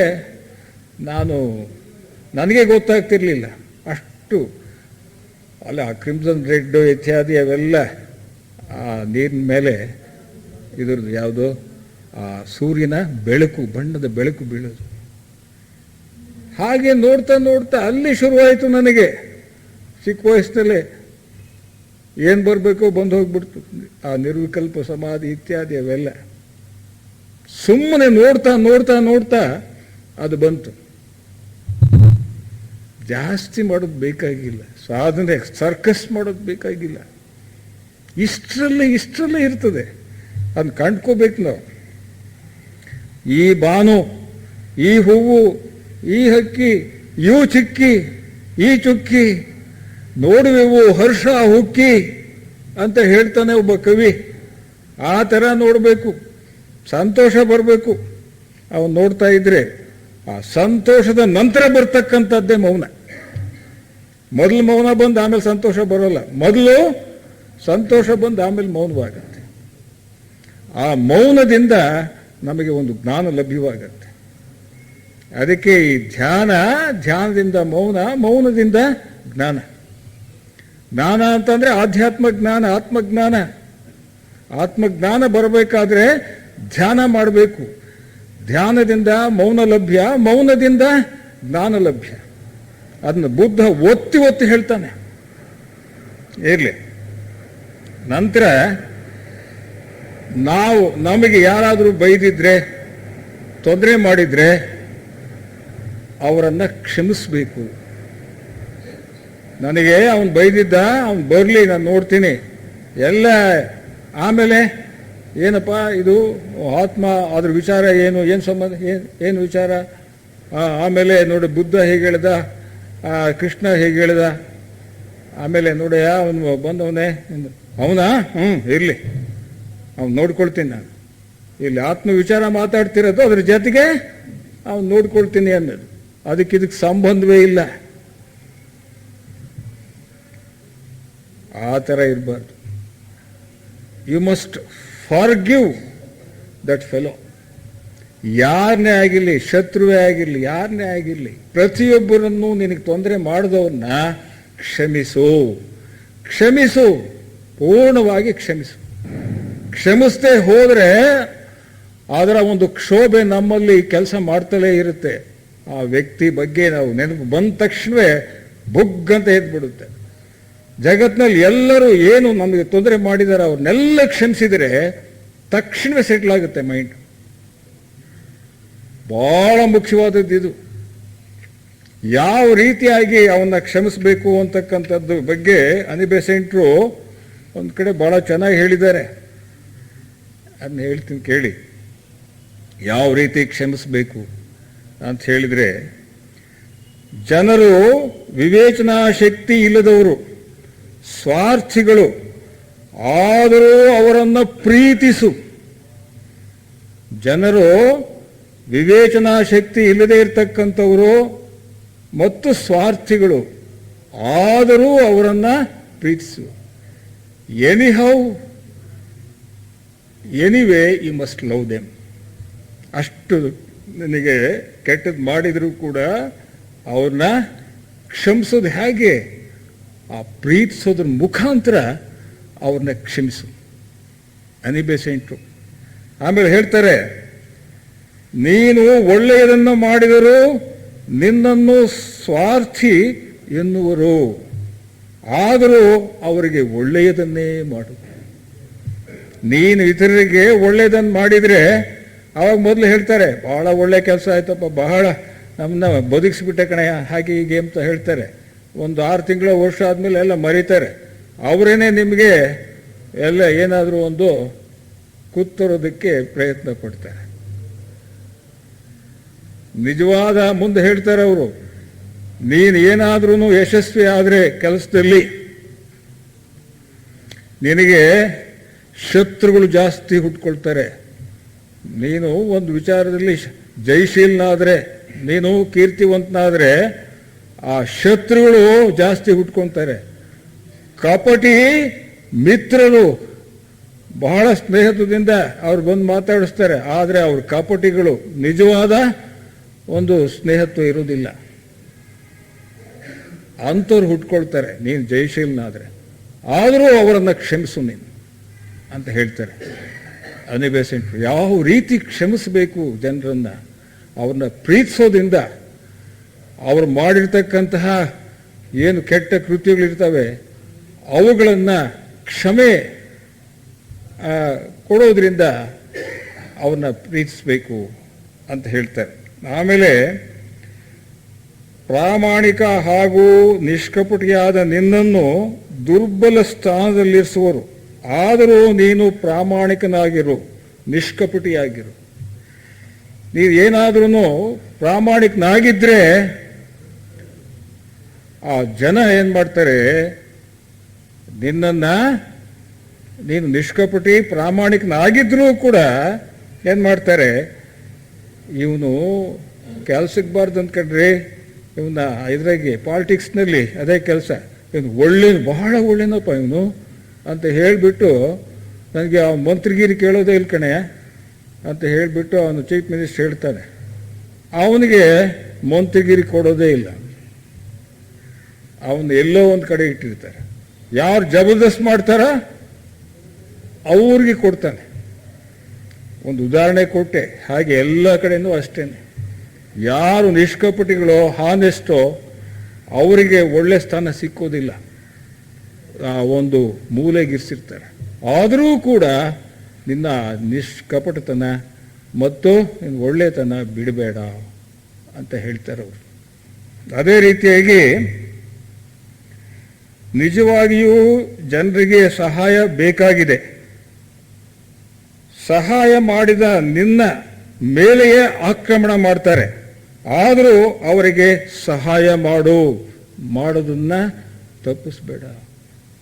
ನೀನು ಅವ್ರಿಗೆ ಸಹಾಯ ಮಾಡಿದರೂ ಕೂಡ ಅವರು ನಿನ್ನ ಮೇಲೆ ತಿರುಗಿ ಬಿದ್ದರೂ ಕೂಡ ಅವ್ರಿಗೆ ಸಹಾಯ ಮಾಡೋದನ್ನ ನಿಲ್ಲಿಸ್ಬೇಡ ನೀನು.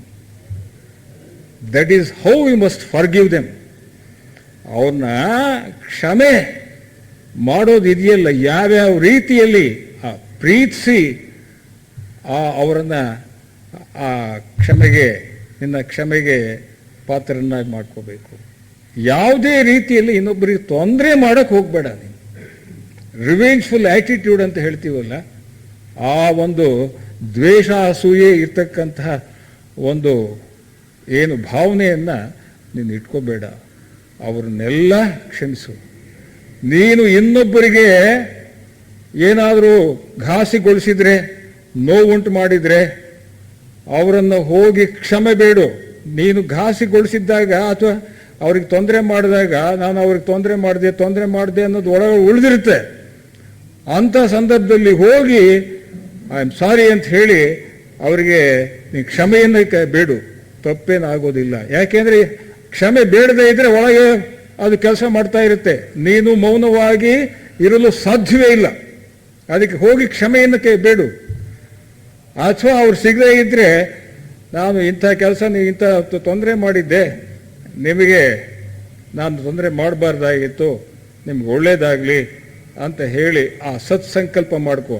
ಯಾರು ಸಿಗದೇ ಇದ್ರೆ ಅವ್ರು ಕ್ಷಮೆ ಕೊಡಲಿ, ನೀಡಲಿ ಅಥವಾ ಬಿಡಲಿ. That is your duty. Otherwise ಯಾವಾಗಲೂ ಕೊರಿತಾ ಇರುತ್ತೆ. ಯಾವ ರೀತಿಯಲ್ಲಿ ಪ್ರತಿಯೊಂದು ಥರದ ಆಲೋಚನೆ ಒಂದು ಚೂರು ಬರ್ಕೊಡ್ದು. ಆಲೋಚನೆ, ಆ ಒಂದು ಪ್ರತಿಕ್ರಿಯೆ ಇತ್ತು ಅಂತ ಹೇಳಿದರೆ ಅವನಿಗೆ ಆ ಮೌನ ಲಭ್ಯವಾಗುವುದೇ ಇಲ್ಲ. ಆಮೇಲೆ ಇನ್ನೊಂದೇನು ಅಂತ ಹೇಳಿದರೆ, ಈ ಕ್ಷಣದಲ್ಲಿ ಏನಿದೆ ಅದನ್ನು ಒಪ್ಪಿಕೋ. ವಾದ ಮಾಡದಲ್ಲೇ ಒಪ್ಕೋ. ಒಳ್ಳೇದಾಗಲಿ ಅಥವಾ ಕೆಟ್ಟದ್ದಾಗಲಿ ಅದು ನಿನಗೇನಾದರೂ ಆದರೆ ಆಯಿತು ಅಂತ ಹೇಳಿ ಅದನ್ನ ಒಪ್ಕೋ. ಅದನ್ನ ಪುನಃ ಒಂದು ರಿವೆಂಜ್ಫುಲ್ ಆ್ಯಟಿಟ್ಯೂಡ್ ಅಂತ ಹೇಳ್ತೀವಲ್ಲ, ಆ ದ್ವೇಷ ಇಟ್ಕೋಬೇಡ. ಈಗೇನಿದೆ ಅದೇ ಸತ್ಯ ಇದು. ಆ ಹಿಂದೆ ಅಕಸ್ಮಾತಾಗಿ ಅವನು ಯಾರಾದರೂ ಬೈದಿದ್ರೆ ಇದು ಮಾಡಿದರೆ ಅದನ್ನು ಮನಸ್ಸಲ್ಲಿ ಇಟ್ಕೋಬೇಡ. ಮುಂದೆ ಹಂಗೆ ಮಾಡಬೇಕು ಹಿಂಗೆ ಮಾಡಬೇಕು ಅಂತಕ್ಕಂಥದ್ದು ಮನಸ್ಸಿನಲ್ಲಿ ಇಟ್ಕೋಬೇಡ. ಇಟ್ಕೊಂಡ್ರೆ ಏನಾಗುತ್ತೆ, ಅಲ್ಲಿ ಆಲೋಚನೆ ಬೀಜ ಕೆಲಸ ಮಾಡ್ತಾ ಇರುತ್ತೆ. ಮೌನವಾಗಿರಲು ಸಾಧ್ಯವೇ ಆಗೋದಿಲ್ಲ. Yesterday is dead, tomorrow is unborn, live in the present. ನಿನ್ನೆ ಗತಿಸಿ ಹೋಯಿತು, ಅದು ನಿನ್ನ ಕೈಯಲ್ಲಿಲ್ಲ, ನಿನ್ನ ಹತೋಟಿಯಲ್ಲಿಲ್ಲ. ಮುಂದೆ ಬರ್ತಕ್ಕಂಥದ್ದು ನಿನ್ನ ಹತೋಟಿಯಲ್ಲಿ ಇಲ್ಲ. ಈಗ ಏನಿದೆಯೇ ಅದು ನಿನ್ನ ಹತೋಟಿಯಲ್ಲಿದೆ, ನಿನ್ನ ಕೈಯಲ್ಲಿದೆ. ಅದನ್ನು ಮಾತ್ರ ಗಮನಿಸು.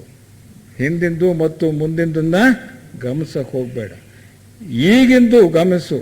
ಲಿವ್ ಇನ್ ದಿ ಪ್ರೆಸೆಂಟ್ ಅಂತ ಹೇಳಿದರೆ, ಈ ಕ್ಷಣದಲ್ಲಿ ನಾವು ಇದ್ರೆ, ಈಗ ನೀವು ಕೇಳ್ತಾ ಇದ್ದೀರಿ, ಅದೇ ಈ ಕ್ಷಣದಲ್ಲಿ ಇದೆ. ನೀವು ಕೇಳ್ತಾ ಇದ್ದು ಮನೆ ಕಡೆಯನ್ನ ಜ್ಞಾಪಕ ಬಂತು ಅದೇ ಟೈಮಿಗೆ ಅಂತ ಹೇಳಿದ್ರೆ, ನೀವು ಈ ಕ್ಷಣದಲ್ಲಿಲ್ಲ, ಹಿಂದಿನ ಕ್ಷಣದಲ್ಲಿ ಇದ್ದೀರಿ. ಈ ಕ್ಷಣದಲ್ಲಿ ಏನಿದೆಯೋ ಎಲ್ಲ ಏನಿರುತ್ತೋ ಅದನ್ನ ಪೂರ್ತಿಯಾಗಿ ಒಪ್ಕೋಬೇಕು. ಒಪ್ಕೊಂಡಾಗ, ಅಕ್ಸೆಪ್ಟ್ ಮಾಡ್ಕೊಂಡಾಗ ಆ ಸ್ಥಿತಿಯಲ್ಲಿ, ಈಗಿನ ಸ್ಥಿತಿಯಲ್ಲಿ ಇರಲು ಸಾಧ್ಯ. ಒಪ್ಕೊಳ್ಳದೆ ಇದ್ರೆ ಹಳೆದನ್ನ ನಾವು ನೆನೆಸ್ಕೊಳ್ತೀವಿ, ಮುಂದಿನ ಚಿಂತೆ ಮಾಡ್ತೀವಿ. ಅದು ನಮ್ಮಲ್ಲಿ ಆ ಮೌನ ಸ್ಥಿತಿಯನ್ನು ತಲುಪಲು ಸಾಧ್ಯವೇ ಆಗೋದಿಲ್ಲ. ನಂತರ ಸಾಕ್ಷಿ ಸ್ಥಿತಿಯಲ್ಲಿ ಇದ್ಕೊಂಡ್ರೆ ಸಾಕು. ನಾವು ಕೇವಲ ಯಾವ ಒಂದು ಇದು ಬೇಕಾಗಿಲ್ಲ, ಸಾಧನೆ ಬೇಕಾಗಿಲ್ಲ, ಸದಾ ಸಾಕ್ಷಿ ಸ್ಥಿತಿಯಲ್ಲಿರಬೇಕು. ಕೆಟ್ಟದ್ದೇ ಆಗಲಿ ಒಳ್ಳೆಯದೇ ಆಗಿರಲಿ, ಆ ಸಂದರ್ಭದಲ್ಲಿ ಸಾಕ್ಷಿ ಸ್ಥಿತಿಯಲ್ಲಿರಬೇಕು. ಅಂದರೆ ಪ್ರತಿಕ್ರಿಯಿಸದೆ ಆ ಒಂದು ಘಟನೆಯನ್ನು ನೋಡ್ತಾ ಇರಬೇಕಷ್ಟೆ. ಆ ಸಾಕ್ಷಿ ಸ್ಥಿತಿ ಎಂಥದ್ದು ಏನು ಅಂತಕ್ಕಂಥದ್ದು ಮುಂದೆ ಒಂದು ಸತಿ ಹೇಳ್ತೀನಿ. ಅದೇನು 1 ಗಂಟೆ ತಗೊಂಡ್ರೂ ಸಾಧ್ಯವಾಗೋದಿಲ್ಲ. ಆದರೆ ಇಂಥವೆಲ್ಲ ಕೆಲವೇನಿದ್ದಾವೆ ಮುಂದೆ ಅದನ್ನ ವಿವರಿಸ್ತಾ ಹೋಗ್ತೀನಿ. ಅದರ ನಿಜ ಅರ್ಥ ಏನು ಅಂತ ಗೊತ್ತಾಗುತ್ತೆ, ಅದನ್ನ ಆಚರಿಸೋದು ಹೇಗೆ ಅಂತ ಕೂಡ ಗೊತ್ತಾಗುತ್ತೆ. ಆಮೇಲೆ ಇನ್ನೊಬ್ಬರನ್ನ ಅಳಿಬಾರ್ದು. ಜಡ್ಜ್ ನಾಟ್ ಅದರ್ಸ್ ಆರ್ ದೈ ವಿಲ್ ಬಿ ಜಡ್ಜ್ ಅಂತ ಜೀಸಸ್ ಕ್ರಿಸ್ಟ್ ಹೇಳ್ತಾನಲ್ಲ. ಇನ್ನೊಬ್ಬರನ್ನ ಅಳಿಬಾರ್ದು. ಅವನು ಅಂಥವ್ನು ಇಂಥವ್ನು ಅಂತ ಹೇಳಿ ದೂಷಿಸಬಾರ್ದು. ಅವನು ಇವನ್ಕಿಂತ ಚೆನ್ನಾಗಿದ್ದಾನೆ, ಇವನು ಅವನಕ್ಕಿಂತ ಏನೋ ಜಾಣ ಹಾಗೆ ಹೀಗೆ ಅಂಥೇಳಿ ಆ ಮಕ್ಕಳು ಮೊಮ್ಮಕ್ಕಳಿಗೆಲ್ಲ ಹೇಳ್ತೀವಲ್ಲ, ಆ ಕೆಲಸನೂ ಮಾಡಿಕೊಡ್ದು. ಕಂಪೇರ್ ಮಾಡಲೇ ಕೂಡ್ದು, ಹೋಲಿಸ್ಲೇ ಕೂಡ್ದು. ಹೋಲಿಸಿದಾಗ ಏನಾಗುತ್ತೆ, ನೀವು ಅಳ್ದಂಗಾಗುತ್ತೆ, ವ್ಯಕ್ತಿನ ಜಡ್ಜ್ ಮಾಡ್ದಂಗೆ ಆಗುತ್ತೆ. ಯಾರನ್ನೂ ಕೂಡ ಅಳಿಬಾರ್ದು, ಹೋಲಿಸಬಾರ್ದು, ಬೈಕೋಬಾರ್ದು.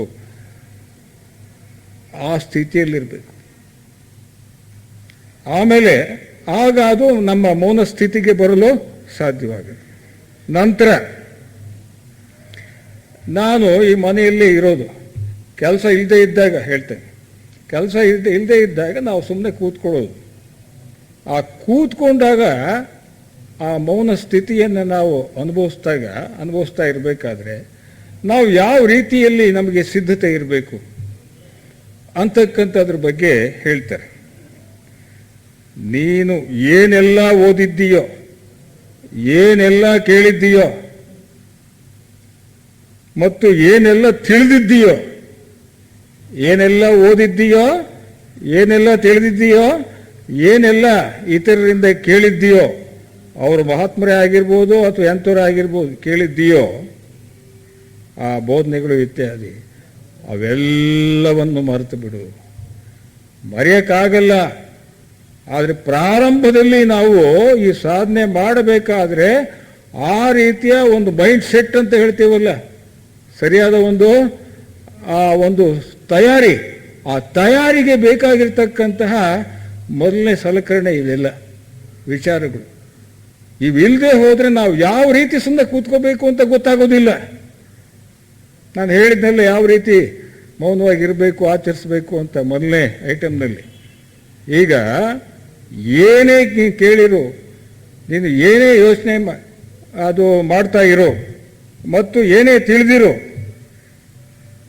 ಏನೆಲ್ಲ ಓದ್ತೀಯೋ ಅವೆಲ್ಲವನ್ನು ಮರಿಬೇಕು. ನೀನು ಮರಿಬೇಕು ಅಂತಂದ್ರೆ ಮರೆಯೋಕ್ಕಾಗಲ್ಲ, ಪ್ರಾರಂಭದಲ್ಲಿ ಆಗೋದಿಲ್ಲ. ಅದು ಪ್ರಾರಂಭದಲ್ಲಿ ನಾವು ಮೌನಕ್ಕೆ ಕೂತ್ಕೊಂಡಾಗ ಏನಾಗುತ್ತೆ ಗೊತ್ತಾ, ಒಳಗಡೆ ಇರ್ತಕ್ಕಂಥದ್ದು ಎಲ್ಲ ಹೊರಗೆ ಬಂದು ವಿಜೃಂಭಿಸ್ತದೆ. ಅಂದರೆ ಒಳಗಡೆ ಇರ್ತಕ್ಕಂಥದ್ದೆಲ್ಲ ಹೊರಗೆ ಬಂದು ನಮಗೆ ಮನಸ್ಸನ್ನು ಕೆಡಿಸಿಬಿಡುತ್ತೆ, ಕ್ಷೋಭೆಯನ್ನು ಜಾಸ್ತಿ ಉಂಟು ಮಾಡುತ್ತೆ. ಮೊದಲು ಪ್ರಾರಂಭದಲ್ಲಿ ಹೆದರ್ಕೋಬಾರ್ದು. ಏನಪ್ಪ ಮೌನವಾಗಿರೋದಕ್ಕೆಲ್ಲ ಪ್ರಾರಂಭ ಆದರೆ ಒಳಗಡೆ ಎಲ್ಲ ಚೇಳು ಹಾವು ಮಂಡ್ರುಗೊಬ್ಬೆ ಎಲ್ಲ ಹೊರಗೆ ಬರ್ತಾ ಇದಾವಲ್ಲಪ್ಪ ಅಂತ ಹೇಳಿಬಿಟ್ಟು ಅದಕ್ಕೆ ನಾವು ವ್ಯಸನ ಪಡಬಾರ್ದು. ಮಾಡ್ತಾ ಮಾಡ್ತಾ ಹೋಗಬೇಕು, ದಿವಸ ತಪ್ಪದಲ್ಲೇ ಮಾಡಬೇಕು. This is A discipline. ಮಾಡ್ತಾ ಮಾಡ್ತಾ ಹೋದಂಗೆಲ್ಲ ಏನಾಗುತ್ತೆ, ತಿಂಗಳು ವರ್ಷ ಗಟ್ಟಲೆ ಮಾಡ್ತಾ ಹೋದಂಗೆಲ್ಲ ಅಂತರಂಗದಲ್ಲಿ ಆ ತುಂಬದವೆಲ್ಲ ನಿಂತು ಹೋಗುತ್ತೆ. ಇದನ್ನು ಆಚರಿಸಿದಾಗ ಮಾತ್ರ, ಅದರ ಸವಿಯನ್ನು ಕಂಡಾಗ ಮಾತ್ರ ನಮಗೆ. ಇಲ್ಲ ಅಂತ ಹೇಳಿದ್ರೆ ಕೇಳಿಬಿಟ್ಟು ಈ ಕಿವಾಗ ಕೇಳೋದು ಆ ಕಿವಾಗ ಬಿಟ್ಟರೆ ಇಂಥವು 100 ಸಾಧನೆಗಳನ್ನು ತೋರಿಸಿದ್ರು ಪ್ರಯೋಜನ ಆಗೋದಿಲ್ಲ, ಕೇಳಿದ್ರು ಪ್ರಯೋಜನ ಆಗೋದಿಲ್ಲ. ಮಾಡಿ, ಯು ಡೂ ಇಟ್, ರೆಗ್ಯುಲರ್ ಆಗಿ ಮಾಡಬೇಕು, ಪ್ರತಿ ದಿವಸ ಮಾಡಬೇಕು. ನಿನ್ನಲ್ಲಿ ಏನು ಸಾಮಾಜಿಕ ಅಂತಸ್ತು, ನಾನು ಸಮಾಜದಲ್ಲಿ ಬಹಳ ಕೀರ್ತಿಶಾಲಿ ದೊಡ್ಡವನು, ಆಮೇಲೆ ಇದರಲ್ಲಿ ಪಾಲಿಟಿಕ್ಸ್ನಲ್ಲಿ ಮಂತ್ರಿ ಆಗಿದ್ದೀನಿ, ಆಮೇಲೆ ಈ ಧಾರ್ಮಿಕ ವಿಚಾರಗಳಲ್ಲಿ ನಾನು ಬಹಳ ಮುಖಂಡನಾಗಿದ್ದೀನಿ, ಬಹಳ ನನಗೆ ಚೆನ್ನಾಗಿ ವಿಚಾರಗಳೆಲ್ಲ ಗೊತ್ತು, ಪಂಡಿತ ನಾನು ಅನ್ನೋದು ಎಲ್ಲ ಹೊರಗೆ ತೆಗೆದು ಹಾಕಬೇಕು. ಅವೆಲ್ಲ ಹೋಗಬೇಕು. ಅವೆಲ್ಲ ಹೋದಾಗ ಅವನ ಮೌನ ಸ್ಥಿತಿಗೆ ಬರಲು ಸಾಧ್ಯ. ಮತ್ತು ಏನು ಮಾಡಬೇಕು? ಇದೆಲ್ಲ ಮಾಡೋ ಬದಲು you must know what you are, who you are ಅಂತ ಹೇಳ್ತಾರೆ ರಮಣರು. ಅದೇ ಹೇಳೋದು, ನೀನು ನಿನ್ನನ್ನು ತಿಳಿಬೇಕಾದ್ರೆ ನೀನು ಯಾರು, ನಾನು ಯಾರು ಅನ್ನೋದನ್ನ ನಾವು ಸಂಶೋಧನೆ ಮಾಡ್ಕೊಳ್ತಾ ಇರಬೇಕು. ನಾನು ಯಾರು ಅನ್ನೋದನ್ನ ಸಂಶೋಧನೆ ಮಾಡ್ಕೊಳ್ತಾ ಏನಾಗುತ್ತೆ ಅದನ್ನು ತೋರಿಸ್ತೀನಿ. ರಮಣರದ್ದು ಧ್ಯಾನ ಇದೆ, ಬಹಳ ವಿಶೇಷವಾಗಿದೆ. ಅದು ಎಂಥ ಆಲೋಚನೆ ಬಂದ್ರೂ ಹೊಡೆದಾಕಿ ಬಿಡುತ್ತೆ. ಅಂತಹ ಸರಳವಾದ ಬಹಳ ಪರಿಣಾಮಕಾರಿಯಾಗಿರ್ತಕ್ಕಂಥ ಒಂದು ಧ್ಯಾನ ವಿಧಾನಗಳಲ್ಲಿ ಅದು ಒಂದು, ಅದನ್ನು ತೋರಿಸ್ತೇನೆ. ನಿಮ್ಗೆ ಯಾವುದು ಬೇಕೋ ಅದಕ್ಕೆ ಇಟ್ಕೊಂಡ್ಬಿಡಿ. ನೆಕ್ಸ್ಟ್ ಟೈಮಿಂದ ಪ್ರಾರಂಭ ಮಾಡಿಬಿಡೋಣ ಆ ಸಾಧನೆ ಇಲ್ಲ.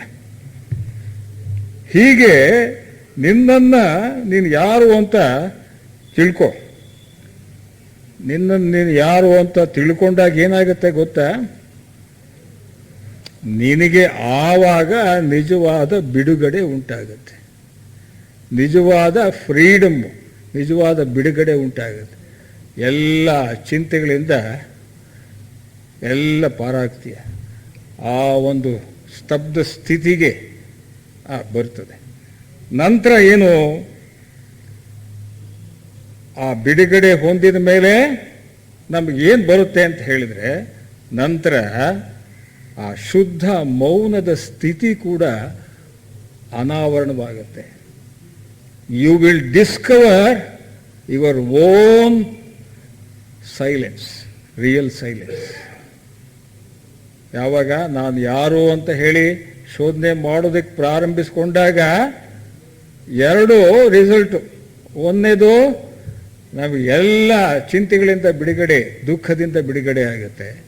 ನಂತರ ಏನಾಗತ್ತೆ ಅಂತ ಹೇಳಿದರೆ, ಆ ಶುದ್ಧ ಮೌನದ ಸ್ಥಿತಿಯನ್ನು ತಲುಪ್ತೀವಿ. ಆ ಶುದ್ಧ ಮೌನದ ಅರಿವು ಏನಿದೆ ಅದು ನಮಗಾಗತ್ತೆ. ಆದರೆ ಮೌನದ ಅರಿವು ನಮಗೆ ಈಗ ಇಲ್ಲ. ಆ ಮೌನದ ಅರಿವು ಆಗಬೇಕಾದ್ರೆ ಇಷ್ಟೆಲ್ಲ ಕೆಲಸಗಳನ್ನು ಮಾಡಬೇಕು. ಇಲ್ಲ ಅಂತಂದರೆ ಸಾಧ್ಯವಾಗೋದೇ ಇಲ್ಲ. ಹೀಗೆ ನಾನಾ ರೀತಿಯ ಒಂದು ಅಂಶಗಳು ಏನಿದ್ದಾವೆ ಈಗ ಹೇಳಿದೆ, ಅವೆಲ್ಲ ಅಂಶಗಳನ್ನು ನಾವು ಅನುಷ್ಠಾನ ಮಾಡಿದರೆ ಆಗ ಆ ಮೌನದ ಸ್ಥಿತಿಯನ್ನು ತಲುಪಲು ಸಾಧ್ಯವಾಗುತ್ತೆ. ಇಲ್ಲ ಅಂದರೆ ಆಗೋಲ್ಲ. ನೆಕ್ಸ್ಟ್ ಟೈಮಿಂದ ಆ ಮೆಡಿಟೇಷನ್ಸು, ಚಿಕ್ಕ ಒಂದು ಧ್ಯಾನ, ಸರಳವಾದ ಧ್ಯಾನದಿಂದ ಮತ್ತು ಉನ್ನತ ಮಟ್ಟದ ಧ್ಯಾನ ಏನು ಇದ್ದಾವೆ, ಎಷ್ಟು ಥರ ಇದ್ದಾವೆ, ಕೆಲವು ಒಂದು 5-6 ಅವುಗಳನ್ನು ನಾವು ನೆಕ್ಸ್ಟ್ ಟೈಮ್ನಿಂದ ಮಾಡೋಣ. ಮಾಡಿ ಅವುಗಳಲ್ಲಿ ಯಾವ ನಮಗೆ ಇಷ್ಟ ಬರುತ್ತೋ ನಮ್ಮ ಸಂಸ್ಕಾರಕ್ಕೆ ತಕ್ಕಂತೆ ಅವನ್ನ ನಾವು ರೆಗ್ಯುಲರಾಗಿ ಫಾಲೋ ಮಾಡಬೇಕಾಗತ್ತೆ. ಆ ಮೌನದ ಸ್ಥಿತಿಯನ್ನು ತಲುಪಬೇಕಾದ್ರೆ ಧ್ಯಾನ ಅತ್ಯವಶ್ಯಕ. ಎಂತೆಂಥ ಧ್ಯಾನ ಇರ್ತದೆ ಅನ್ನೋದನ್ನ ನೆಕ್ಸ್ಟ್ ಟೈಮಿಂದ ತಗೋಣ.